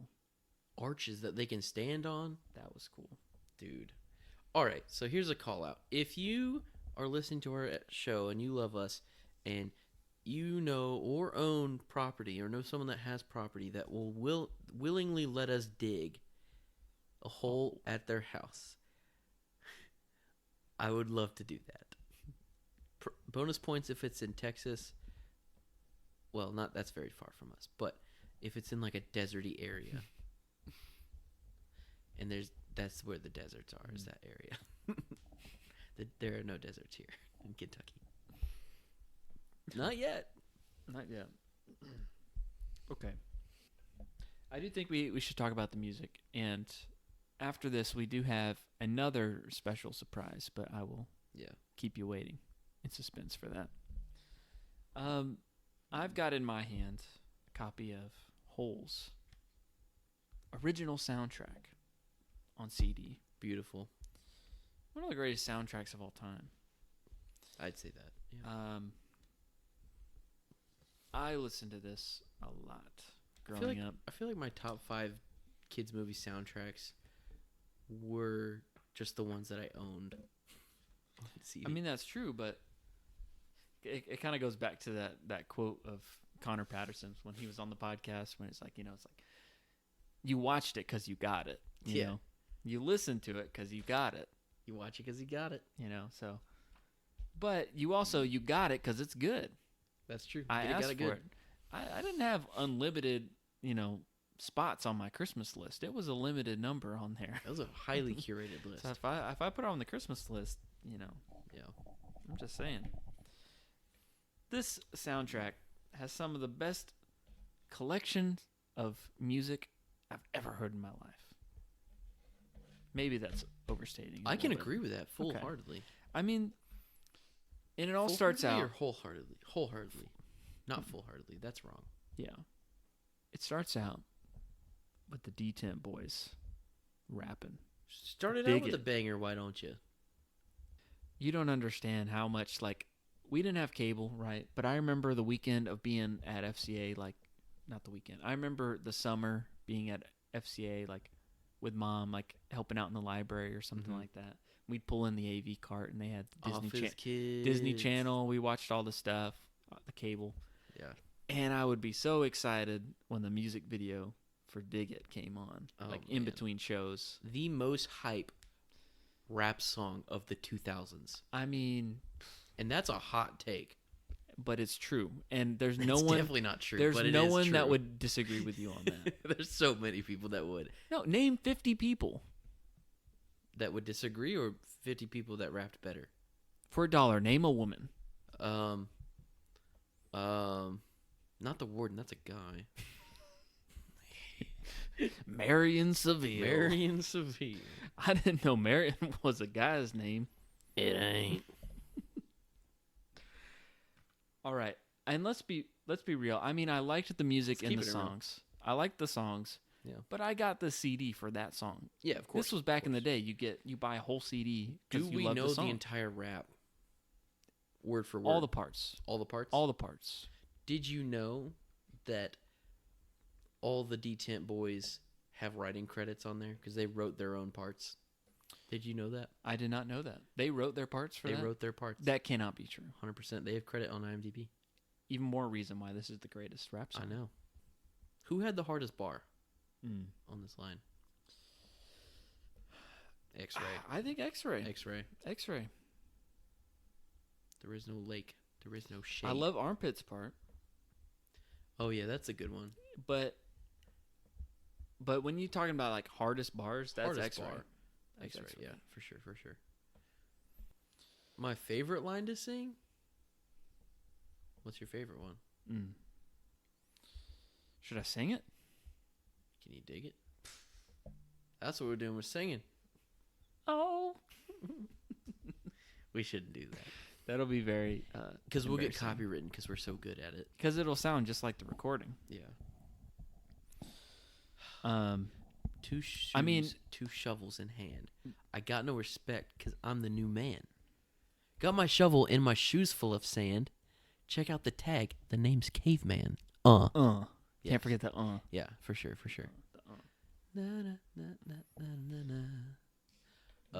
Zigzag with the deepest voice for him. I said the T. Who is that you smelling, dog? That's me. I don't take showers and I don't brush my teeth. That's all I do is dig holes, eat, and sleep. There is no lake. There is no shade. I need the lyrics in front of me or else. You said you'd know the whole thing. Not when I'm on Spotlight. When I hear the there is music. no breaks, so just wait and sit around. That's the hardest bar, but I can't remember it now. Shoot. Take a bad boy, make him take 5 feet.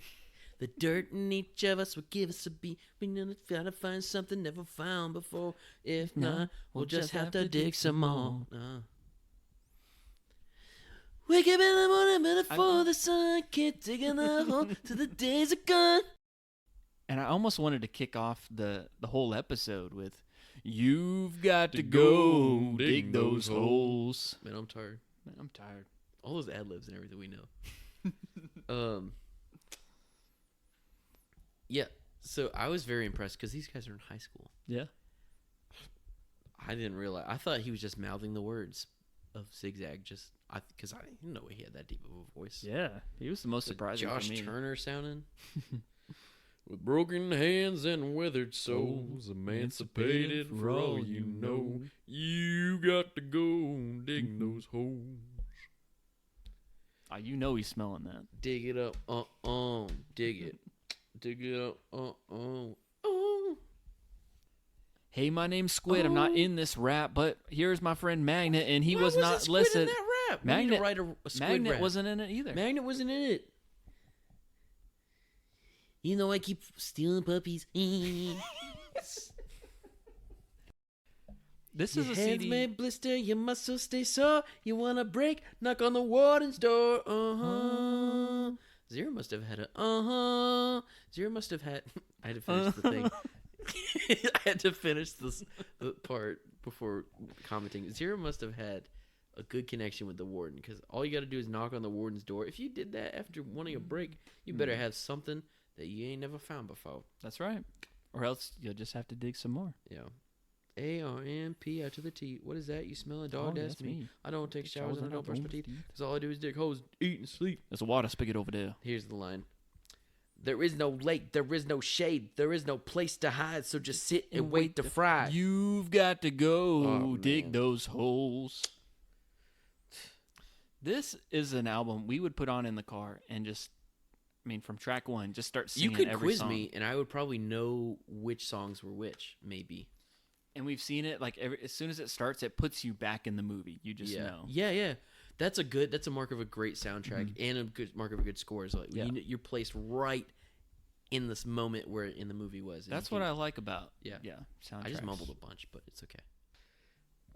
So yeah, hardest bars, best rap. Quiz me some a little bit. I could probably get it maybe. Just jump around the soundtrack. Yeah. Give me song titles and I'll tell you what track it is. Yeah. All right. Well, Don't Give Up, Eagle Eye Cherry. That's too hard. That's too hard? How many are there total? 14? 15 tracks. 15 tracks? Okay. Don't give up, never give up. 11? Zebzuba. Is it 11 or 10? 10. 10. Okay. Okay. Start me off with another one I don't know. Instead of the track listing, I'm going to name the song. You tell me the scene. I will survive. Track 8. Honey, I'm gonna come back sometime. 4. Moby. Honey. Let's see. Just like you, just like me. Track 6. Kebmo. Track 3. The super emotional. If only the woodpecker sang. The end credits. I lived for that song. I was in my room blasting that. That was and it one was so emotional. That was one that I was like, okay, I don't know if I like you hated that one. I loved it. I would listen to that an embarrassing amount. Okay, and we've skipped like track 2 because that was a big one too. Shaggy, Keeping It Real. Yeah. Big one. What can I say? Question for you. All the homies working all the 9 to 5. Yeah, you knew the rap to that, I would say. Doing their best to keep But themselves out of trouble. Hey, I got a joke for you. Wasn't me. What is Shaggy's favorite place to get gas?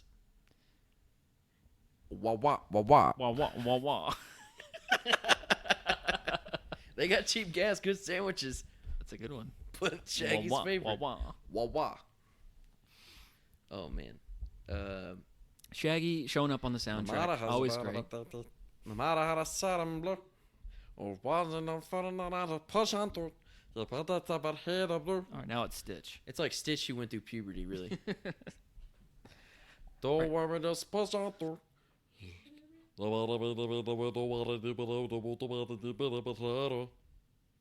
Keeping it real.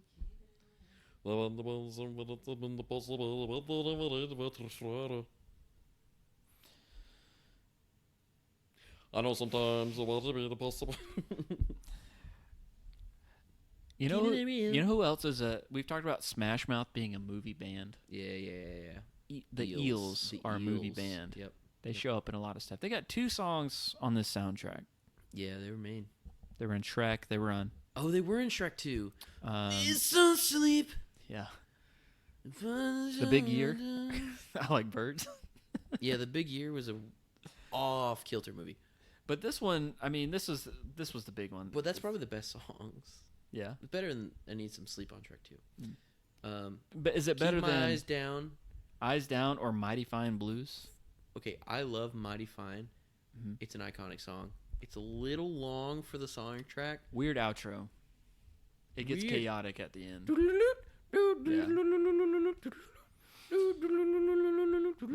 Yeah, anyways. I feel about... I think Keep My Eyes Down is the easier song to listen to. Mm-hmm. I think so, too. Yeah. Moby's Honey. That was one that I listened to half of it and then would skip through because it was too repetitive. But That's it was one you so... got a vibe to, though. You've got to. If you're in the right mood for it. No matter how bad my back, sometimes I'm going to hold it. Sometimes. I hope the audience really loves my rendition of... Yeah. And we're not even going to ask them to go listen to it on their own. Like, just listen to us. Sure. Like, it's the same thing. Pretty much, dude. And I know bangers. I'm going to be a wheel someday. I'm going to be a wheel someday. Then I won't want you. That's track 5. Track 5? Well, yeah. Yeah. We talked about... I always thought Just that Like the You. warden sung that when I was little. That's her song. Mighty fine, boys. I always thought Honey was like, oh, that's the warden song. Because that's like her pulling up. Bum, bum, bum, bum, bum, bum, bum, bum, bum, bum, bum, bum, bum, bum, bum, bum. I think I didn't resonate as much with the Kiss and Kate Barlow songs. Well, yeah, because it slowed down the whole movie. Slowed down a little but bit. It also, like, killed the vibe. It also on felt the like it was for soundtrack. the girls, you know. Yeah. It was for the ladies. That makes sense. But they were still good, and they were good for the movie. Makes me cry a little bit. Yeah. Makes me cry just a little bit. Those weren't the ones I had on repeat, but when you're going through an album listen through, you got to see it through, my boy. I can't listen to I Will Survive without thinking of a flame, of a fire pit, cowboy fire pit. And also, Just Like You is a romantic song, I guess. Yeah. But you go straight from I'm going to be a wheel someday and Honey and like, it just kind of slows down and kills the vibe just a little bit. It's the mid-album, well, not even quite mid-album, but like the mid-album ballad sort of thing. Yeah. 7, Everybody Pass Me By, Pepe Everybody, Deluxe. Everybody's better. Everybody better. Don't understand a single word besides Everybody Pass Me By. But don't you know, as soon as I hear that, it's so vividly in my mind, I see Mr. Sir turning around in his truck. Oh, I wanted zooming back to get Leave his donuts what in the happened. desert. What happened to his sunflower seeds? One of the best guitar riffs of all children's cinema, actually, 100%. Shake 'Em On Down, North Mississippi That All one's Stars. that one's a little like buffer. It's a good one. It is good. It's a good jam session. I like that one. Come on, shake 'em on down. Don't Give Up, Eagle Eye Cherry, Climbing Up the Mountain. Yeah, it's classic. Don't That's a good one. Give Up. That was another one. I gotta add that one to my hiking playlist. That's a good It's motivation. not on Spotify though. Yeah, This is one of the most frustrating. Some of the best movie soundtracks because aren't on Spotify. Because I had it on CD. I had it ripped to my iTunes, so I have it on my phone. I couldn't find it on Spotify, so that's how I've been listening to it. Well, you can find it on YouTube, but yeah. Happy Days, Devin Thompson. Oh man, what a great like in credits, like ease into the in credits scene. Right, yeah. Oh man, Because like, we got to save the end credits for Dr. John. Yeah, Let's make a better world. let's make a better world. But it is like Wait, that outro. What'd you say? Oh, Happy Days. Happy Days. Devin Thompson. Which one is that?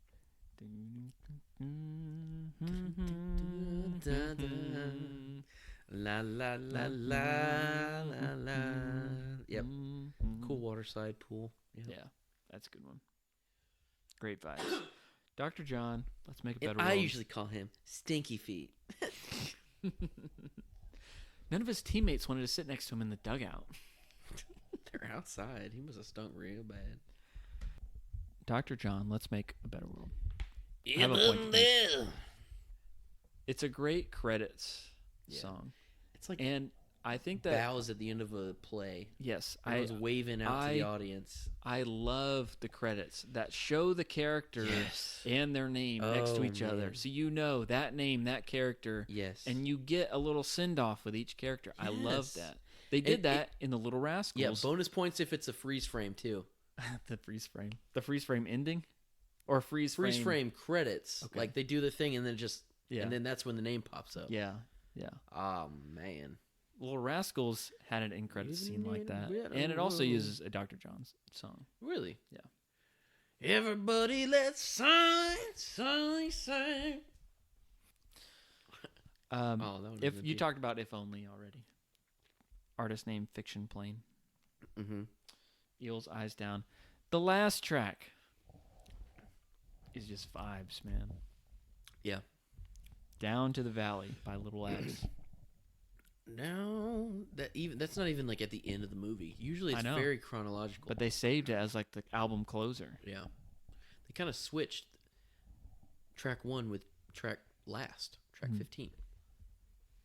Yeah.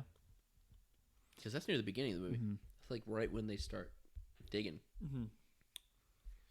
I love Show that. me the way. That bass Good has that like Lord, gospel show me sound the to it. way. That like sound of that piano note that just like repeats. Dunk, dunk, dunk, dunk, dunk, dunk. So good.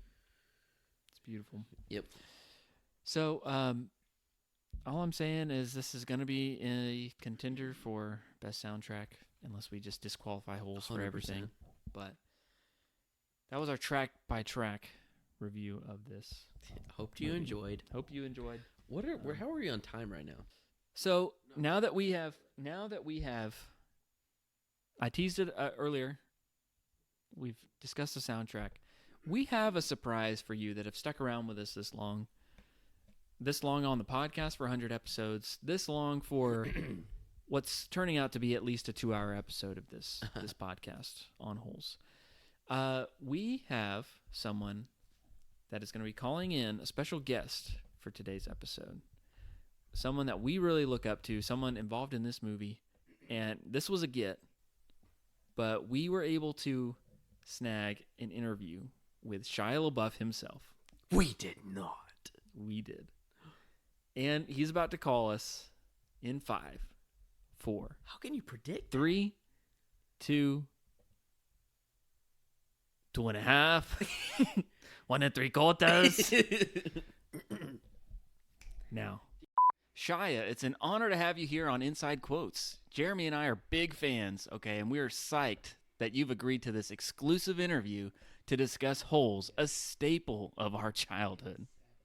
Yes, absolutely. So to kick things off, how did you feel when you landed the role of Stanley Yelnats in Holes? I mean, I could have won the lottery if I would have went and bought a lotto ticket. I mean, my luck was like on level 10. I bet you felt especially lucky to work with the legendary John Voight. He's intimidating. He's a big man, and we wanted to rip each other's faces off.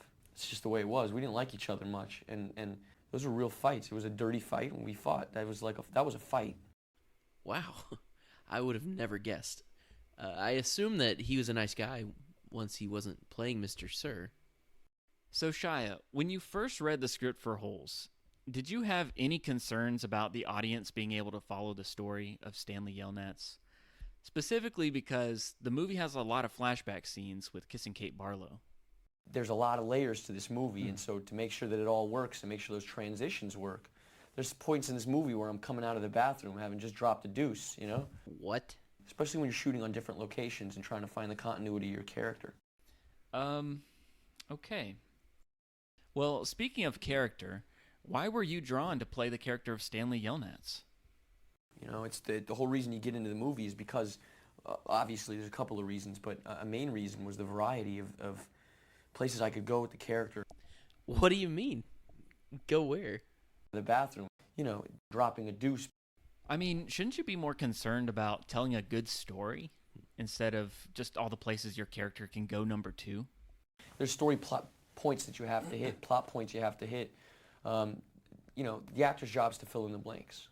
So, And you fill in the blanks by dropping a deuce. dropping a deuce. Okay, that's what I thought. I guess it was a good thing that the set had all those holes. Plenty of spaces for your character to go, huh? You know, 20 minutes, you can go through all of them. So, okay. What did the director think about all this? Was he okay with this on set? I get a lot of freedom. DJ allowed a lot of freedom because and I felt secure enough to be able to be free, and that's where all the intricacies came. If I wasn't allowed that freedom or allotted that time and space, it just wouldn't be there. With any other director, it wouldn't be there. I bet you have some fun behind-the-scenes stories. Were there any moments on set where you forgot to bring toilet paper? You rely on the director for everything. Everything. That must have been awkward for him. No, he just kept his space, you know, and that's what he needed, and, you know. Okay, I gotta be honest. This is some pretty strange behavior, Shia. I could care less. Well, that's our time. Thanks again for being on the show and making our childhood so memorable. Wow, I'm really glad we got to meet one of our heroes. Yeah, I really respect his acting style. When nature calls, you know. Yeah.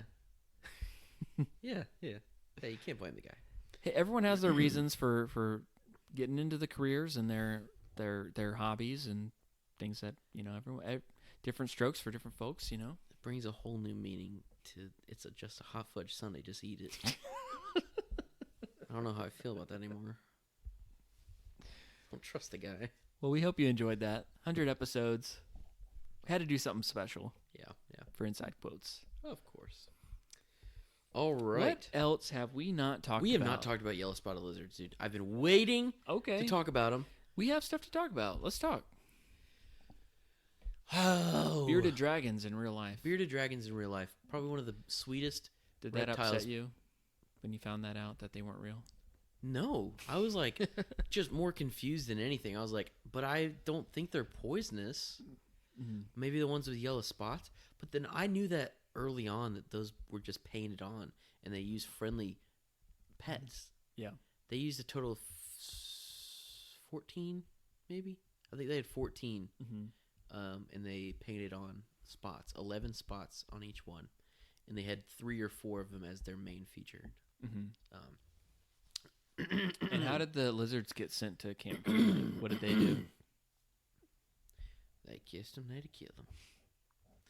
No, they were already there, actually. They dried up with the lake. Mm-hmm. Very scary. Yeah. Weirdly scary, like, creature. And it's, like, crazy because we already knew what they were in real life, yet it still scared me, you know? Yeah. Like, is there some random Texan bearded dragon that's not, like, do you have to do something? Do you have to, like, devenomize or, like, declaw them? Yeah, because, I We mean, don't really have that teeth. they kind of show them, like, the CGI version, you know, when they switch to that, you know, they have like the kind of Jurassic fangs. Park And I Venom was going to say thing. that. Like, Yeah. I can't remember the name of the dinosaur, but the one that has, like, the tiny one. the one that sprays venom and has the things that shoot out of their neck. But, like...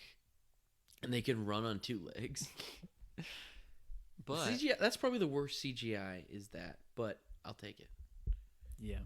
Definitely looking back. When we were watching this, you know, standard definition, it was incredible effects. Yeah. Our teacher at school had a bearded dragon in her classroom, remember? Yes. Yeah, I mean, that was probably the first reptile that I've ever gotten to, like, hold and, like, treat it as, like, a non-scary thing. See, like, we grew up in Florida. There's alligators. Stay away from them. They're scary. Snakes, of course. Those are scary. Yeah. So, like, we've always grown up just like, you don't deal with reptiles. They're gross. Mm-hmm. And they'll kill you. But then, like, every science classroom in America has one of these. I feel like. A bearded dragon. Yeah. Yeah, I mean, and they pitch it, too, as, like, it's more poisonous. Like, you don't have to worry about the rattlesnakes. It's the lizards that'll get you. Yeah. You know? You won't die, usually. Usually. Yeah. You can get them at the pet store. And they're really cute because they're really tiny baby ones. Mm-hmm. They're like $70. Oh, wow. They're expensive. Yeah. But I guess that makes sense. They're bigger lizards. Cheaper than that $1,000 puppy. That's true. That's true. Would have gotten away with it if my pocket didn't start barking. But yeah, I feel like I'm a little too old to get a bearded dragon as a pet. I feel like that's like maybe when I have kids Mm-hmm. and they want to do that and like learn more about animals. Like, yeah, well, maybe we'll get one of those if they don't have one in their classroom. Because it was fun. I loved feeding the lizards to them, or like getting the live bugs or whatever, and you can watch them hunt in their cage. Yeah. And they have little soft bellies. There's- soft belly. Oh, look at the little fish. Armpit said in the interview, he was joking, like, I just want to eat them. I just want to eat them. Like little wings, like chicken wings. But yeah, I feel like if I ever do that, if I ever pull the trigger and take care of a bearded dragon, Mm-hmm. I think I have to name it Stanley Yelnats the Fifth. Mm-hmm. I probably will do that. Yeah. There ain't gonna be no Stanley Yelnats the Fifth. Well then, I mean, what else is there story-wise that you want to talk about? Is there any? Do you have any other notes? I mean, we can talk about wrapping up the curse and the ending scene, the rain. Okay, we didn't set up the pig stealing great grandfather. Yeah, And not there's- very well. And there's some good quotes in that we say anyway. But anyway, If you're still with us and you haven't seen this movie, thank you. But go watch this movie. If you take any suggestion from us to watch any movie, this is the one. But Yep. if you don't know what's going on by this point, Stanley Yelnats the Fourth. Everyone names their son Stanley in that family because it's Yelnats backwards. it's kind of a joke. That's Elia Yelnats from the 1800s. Mhm. His joke that he started naming. He's his in son love with Stanley. Myra Minke. Myra Memke and her father Morris Memke, the schmuck. The schmuck. Um, And her head is as empty as a flower pot. yeah, for sure, and that's showcased. He falls in love with her. She's like 15. He's 15, and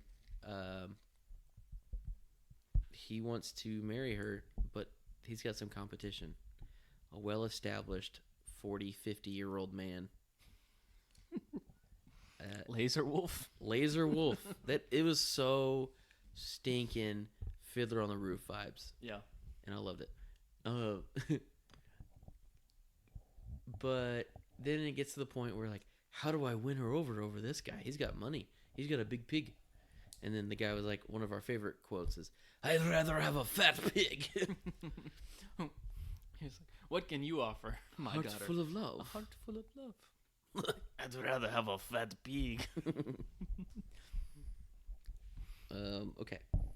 And He goes to Madame Zeroni, who's Yeah. like this gypsy woman or something. Yeah. I don't really know her story, but she gives him one of her pigs and tells him to take it up the mountain so he can drink from the water up there. And then every day, the pig will get fatter and you'll get stronger. And by the time it's fat enough to grow, you can give it to Morris and he will give you his daughter. Use that as your dowry. And no, dowry is what, I don't know. As an offering. And then happily ever after. But then he finally does all this work and he comes over there and he's like, "All right, who do you want? I'll let you choose."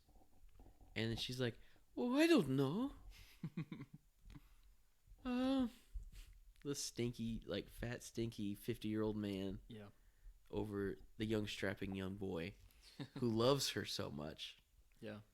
And she's like, okay, I'll pick a number between 1 and 10. That makes sense. I was on Ilya's side for sure. Except, he said, you could keep my biggest wedding present. Bro, at that point, respect yourself and take your pig back. That's just simp mentality. So yeah, then he is so upset. And then the schmuck says, 2 pigs for 1 daughter. Yeah.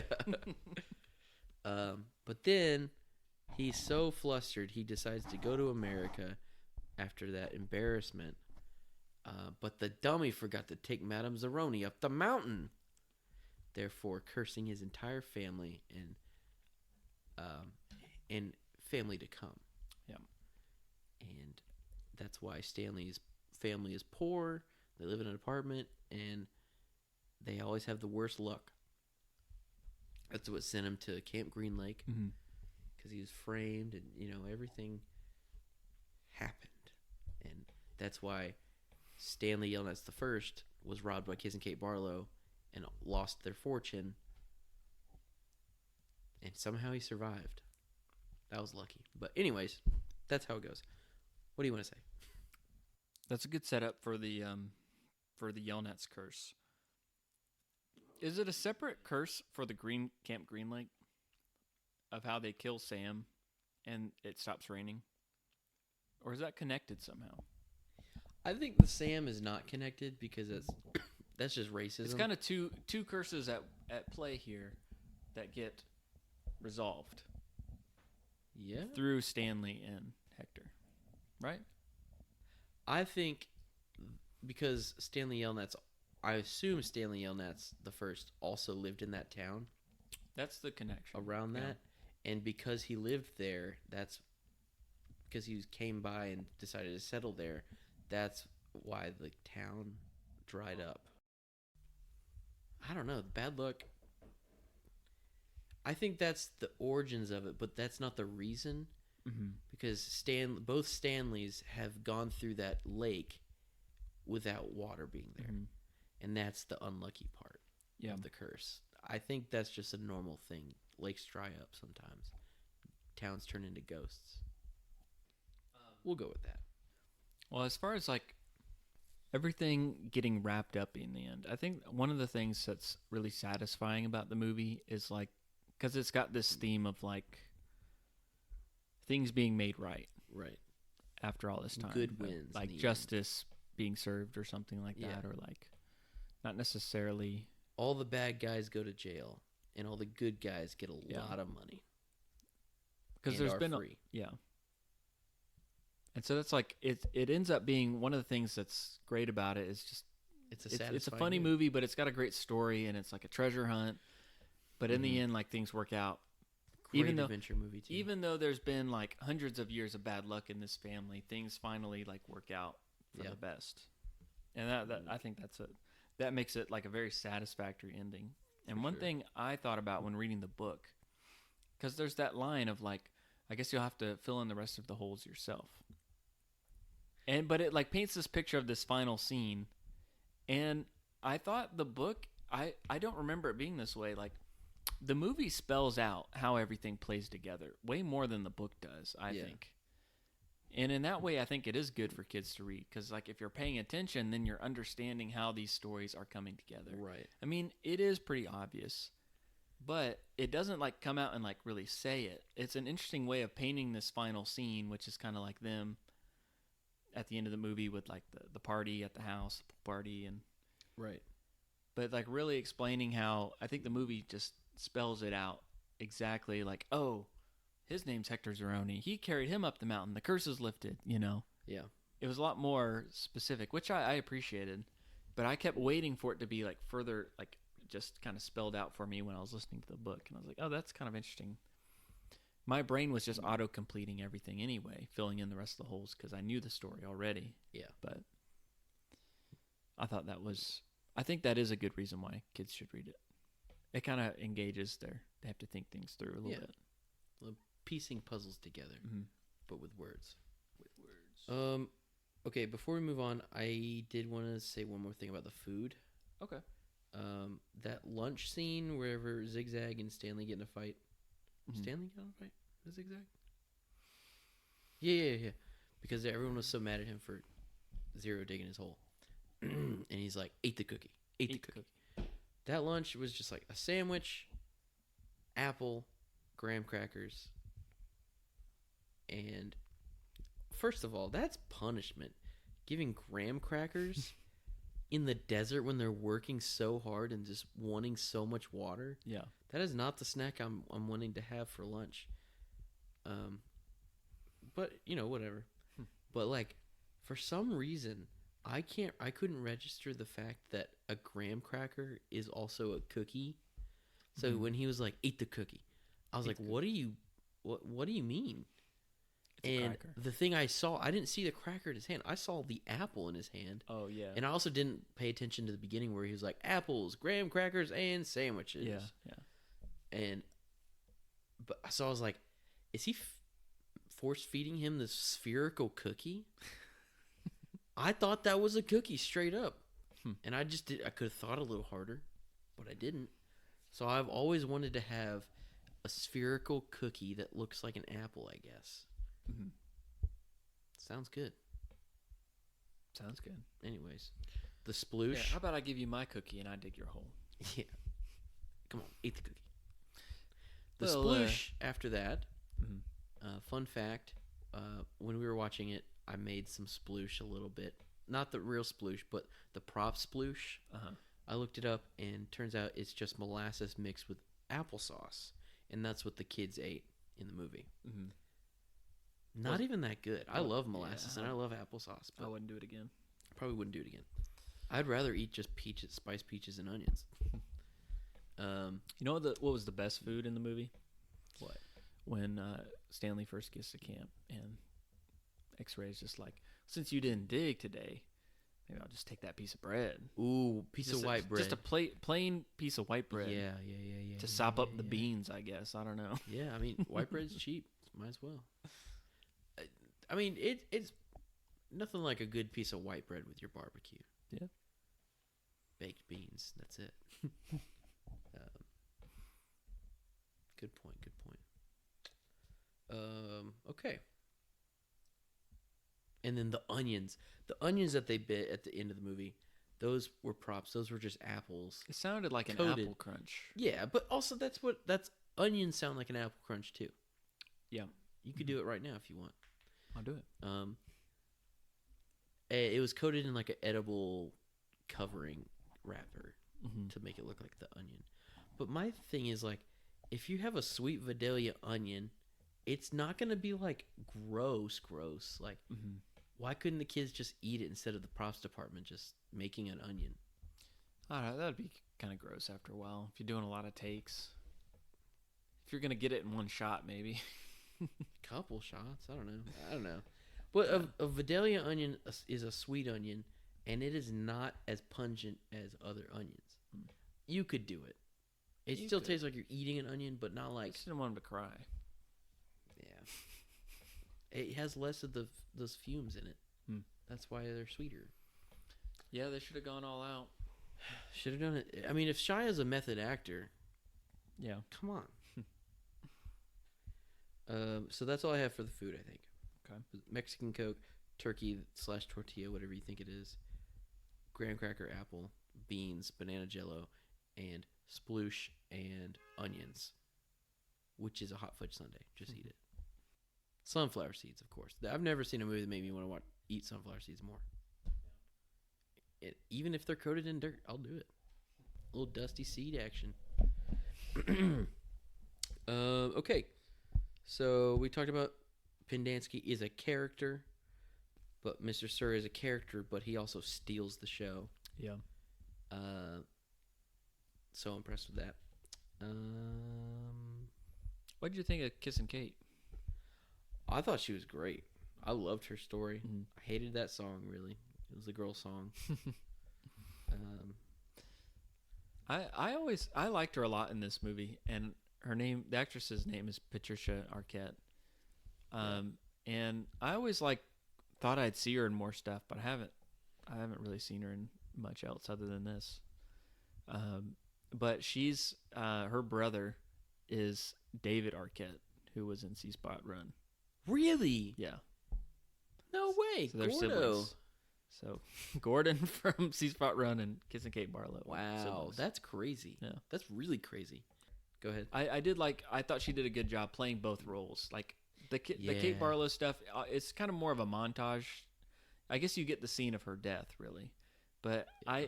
I liked you get to see her both as like the sweet school teacher and then like how crazy life has happened to her and she is seeking revenge. Yeah. She's kind of gone the other spectrum. So I thought all she the did a life good has job. been drained out of her. Yeah. After been wishing I was dead for a long time. Start digging, trout. It's so hot, Sam, but I feel so cold. And with that, let's go to the quotes. All right. So prefacing this with, we have been called out multiple times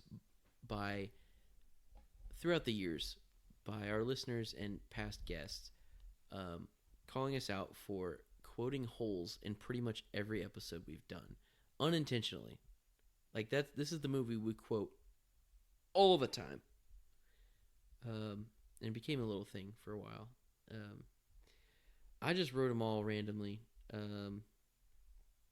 Starting with number 1, barf bags left here.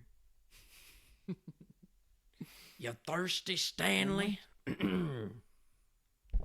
Well, you better get used to it. You're going to be thirsty for the next 18 months. Yeah. That ain't a Girl Scout camp. Good thinking, yelling ass. Ain't nobody ever run away. That was good. There's a water spigot over there. Spigot over there. That was a big one. Yeah. A lot of some of these are like the top 5 for our parents that they would always say. Mm-hmm. They would always say, "There's a water spigot over there." I'm warning you. She'd have kissed him, she'd have killed him. You'd have never been born. That seems like 2 words. Yeah. Smaller shovel, smaller hole. Morris Minke is a schmuck. I'd rather have a fat pig. Rather have a fat pig. And we say that one a lot sometimes whenever we're like figuring out what to eat for dinner. Yeah. We say a lot of quotes when we're figuring out stuff to eat for dinner. Yeah. And like, I want something and you don't want something. So you're like, I'd rather have a fat pig. Nah, that's not a shotgun shell. That ain't a shotgun shell. Keith Barringer. He's in my math class. Microphones, not microscopes. The classic all time. I can fix that. Mm-hmm. Oh, this is a good one from Mom and Dad would both say this. Once upon a time, there was a magical place where it never rained. Then. They really loved Mr. Sir. I mean, how can you not? You can't not. Huh? That Dad would say, huh? I think I'm kind of pretty, don't you? There's something wrong with my face. Okay. It's a hot fudge sundae, just eat it. Mom and Dad quote when we question their cooking. Yeah. That was a big one. Yeah. What else? Rise and shine on you, man. Been farting all night. I can't sleep. 1 down, 10 million to go. 10 million to go. Jaguar, nice car. Can you hear the empty spaces?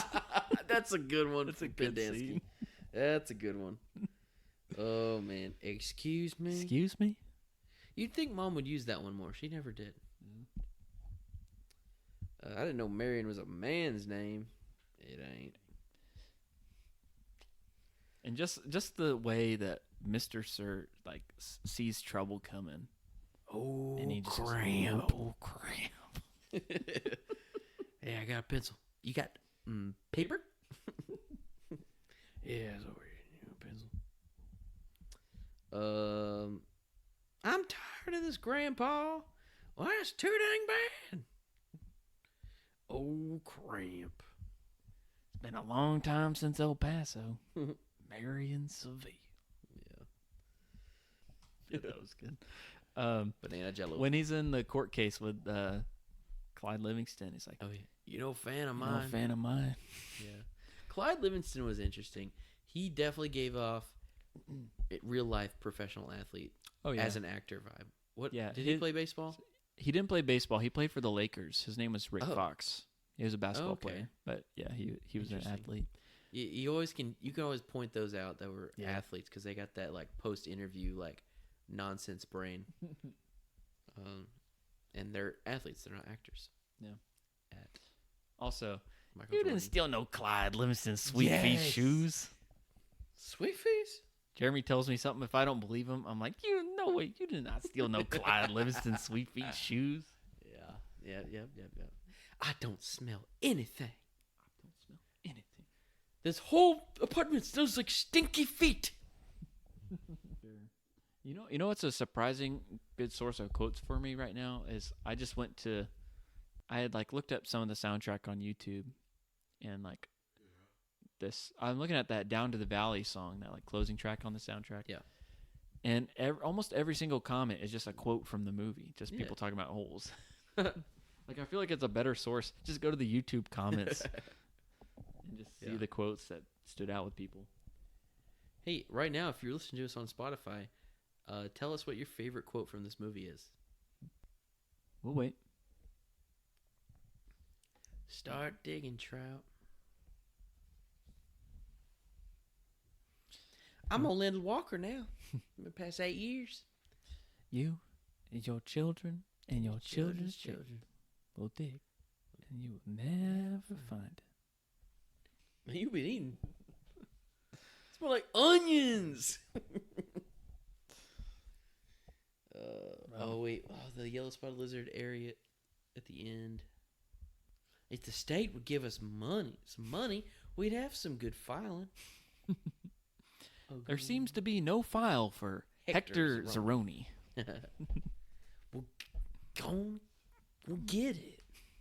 I've already filled them. Excuse me, you don't think that caveman here has taken a sip since you filled his canteen? Canteen is such a good word. You ever think about that? Not regularly. Not me neither, but you know, it is a good word. It's fun. Like nobody takes around canteens anymore. They just have their Stanley cups It's true. or Yell-Nats cups. Dude, can we make merch and make Stanley cups, but instead of Stanley, say Yell-Nats? And also, like, we could also just sell like emptied out jugs of water and write your name on it and like personalize it for people and sell it. For sure. That's trash. Also, I remember being able to tell that Zero's bottle was definitely an old Gatorade bottle. I remember thinking that. Yeah, for sure. Just took the label off. Maybe we can make a sticker and sell that. A Stanley Cup, but with Yell-Nats on it. Make it orange. I feel like I saw something already like about that. Like someone already made this joke. Oh, yeah, there's a whole logo and everything. It's got the yellow spotted lizard. Dude, I'm buying that. That's dope. And then you can just put it on your own. Dude, that's so... It's like a vinyl decal on Etsy for $8. Yeah, That's so cool. All right, moving on. We want to wrap up? I think we What else should. have? So wrapping up the curse, the shot of Stanley 2 and Stanley 4 watching Hector and his mom meet for the first time since all this happened. Yeah. That was really emotional, and it was also like closure for their family curse. Mm-hmm. And the look in his grandpa's eyes was full of like pride. Like he was so proud, and it was full of happiness and peace and relief. Yeah. He's so proud, and it kind of made me tear up a little bit. Yeah, it was a sentimental, sweet And moment. the way they like side hugged each other. Yeah. This movie has so much heart and adventure and fun. This checks all the boxes off for it. For any good movie. I mean, it's got summer camp vibes in a movie. Good food. You got the sploosh, sunflower seeds, all that. The citrus gummies, dude. Citrus The gummies. in the Wardens, where Mr. Sir was eating them. Oh yeah. I've never It was like a lime. I don't think those are Yeah. good, but they look good. They aren't good candies, but when that's all you got out there. That's true. It's got the group / entourage of friends, like camaraderie in a movie that I craved. Like, I wanted those friends. I wanted to be Stanley, really. Even though Would have been cool if they treated him a little bit better. yeah, of course. But like at some points, it's got the best adventures. Got a sense of adventure. Yeah. Digging holes. I mean, obviously we resonate with that because we're men. We're men. The yellow spotted lizard. It's got a good like scary animal to have, and you know, Good creature. it's a book. That's some of the best movies that I love. And it arguably has one of the best soundtracks of all time, and also original movie rap. Yeah. So it's got the perfect storm of good things that I like in a movie. Good things. And it's in English, so that's my language that I know. Yeah. So But we'll still watch it with subtitles. It's fine. yeah. For sure. So, what is your letterbox score of this? 5 movie? out of 5, dude. It's top 4 in my. It's in my favorites on my letterbox. Is it in your top 4? Absolutely. Yeah. It's a 5 out of 5. Yeah. I'd do 5.5 out of 5 if I could. Yeah. It's 5 out of 5 for me. There's no question. I remember seeing this movie and immediately wanting to watch it again. Yeah, and I do it right now, even though it's bedtime. Yeah. I'm not kidding. Just like this episode of this podcast, as soon as you finish it, you're going to want to listen to it over and over again. I don't think so. Because we just haven't spent enough time talking about this movie yet. I know. But 5 out of 5. In the default vault, one of the stapliest of all time. The stapliest of all staples. The of our childhood. stapliest picture of our childhood, just in general. Yeah. I don't know where I would be without this movie. Yeah. It's probably influenced my life a lot for the better. Probably. You ain't on stupid pills. I ain't on stupid pills. Well, Jeremy, I think that concludes our discussion of Holes. We're going to keep quoting it unapologetically. And guess what? Episode 200 is around the corner, and we're going to cover it again. See you in 4 years. No, I guess we'll have to come up with another milestone for 200. Well, Jeremy, I am thankful for this podcast. Thankful for you. It's been a great 100 episodes. Let's do 100 more, at least. And thanks to all the listeners for sticking with us for this long of an episode. If you have, it's okay if you break it up. Listen to it over the course of a week, probably, to listen to it all. But yeah, thanks for sticking with us. Thanks for listening to the show. Yeah. And we have no plans of stopping. We're making no promises, but we're just doing nothing but keep growing. on going. And we got plenty of other movies to cover and talk about. Probably not as long as this episode, though. Yeah, I was so scared. I knew this movie was going to take so long. It's crazy. This book is like a couple hundred pages, maybe. Yeah. If that, right? And we've talked about this longer than like an 800-page Harry Potter book. And we love Harry Potter. All of this stems from Louis Sachar just sitting out in the sun one day and being like, man, it's hot. To be fair with Harry Potter, though, we did know we were going to have lots of episodes to cover that. So. For sure. But next time on Inside Quotes, I always say next week, even though we don't do a new era. But next time on Inside Quotes, episode 101 is coming soon. Jeremy, do you have a hint? It's going to be your turn. Okay. Holes was technically my turn, but it was both of our turns. We both get credit. We both get credit for all of our picks most of the time, usually. But next time it's going to be your pick for what we cover. Do you have a hint? Yes. It is an animal movie, and it has Bill Murray. Hey, back off. Garfield? What are you doing here? Besides defending my life, John got a dog. Dog got kidnapped by a TV star. I'm trying to rescue him. Seems like you got yourself in a jam, huh? Wish there was something I could do to help you out. Louis, I think you and I have an account still. Remember the macadamia nut cookies? I do love the macadamia. Sorry, Rat Pack. This cat's with me. Y'all gotta roll. Now that's a Go ahead. Roll out. Who wants to go to the Red Lobster Alley?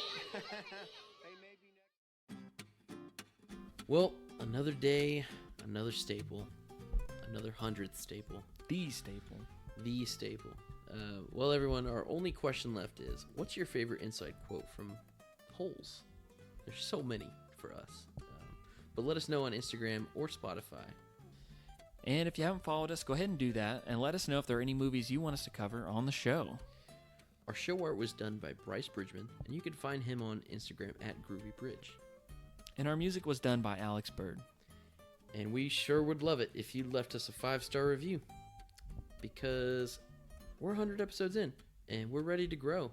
And if you've listened to this episode and you haven't written a review on Apple Podcasts or Spotify, we love that. We want to hear some feedback. And don't tell us in person. Don't text us. Don't DM us. But write a review. And hopefully it's 5 stars. Yeah. And we really would appreciate that. And we love you so much. Yeah, you can leave a review on Apple Podcasts, or there's, I think all you can do is the rating for Spotify. Okay. But if you can leave a 5-star there, or whatever podcast app you use, if it lets you write a review, we would love it. And we'll read it on the show. Yeah. But more importantly, okay, we want a 5-star review. And if you don't, you and your family will be cursed for always and eternity. That was a really lame laugh. Thanks for listening, everybody. We hope you enjoyed us talking about our childhood staples just as much as we have.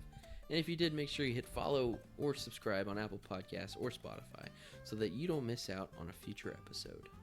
And if you like the show, share it with all your friends. Everybody in D10. Until next time, say hey to your no good, dirty, rotten, pig stealing great-great-grandfather for us. We'll see you next time on Inside Quotes. And tell him Theodore said he's sorry.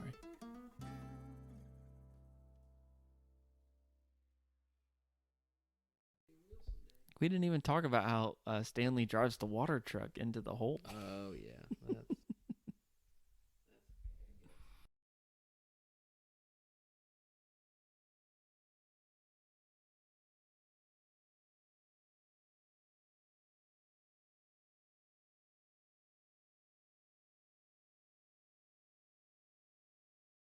Yeah. Is this whole interview about pooping? Yeah, that's the whole thing. That's the whole gist. Oh. I thought it was just the end. No. I think it's all pretty gross, but we'll do it. Well, I'm probably going to regret asking this, but our listeners have to know. What would you say the consistency of your poops on set were?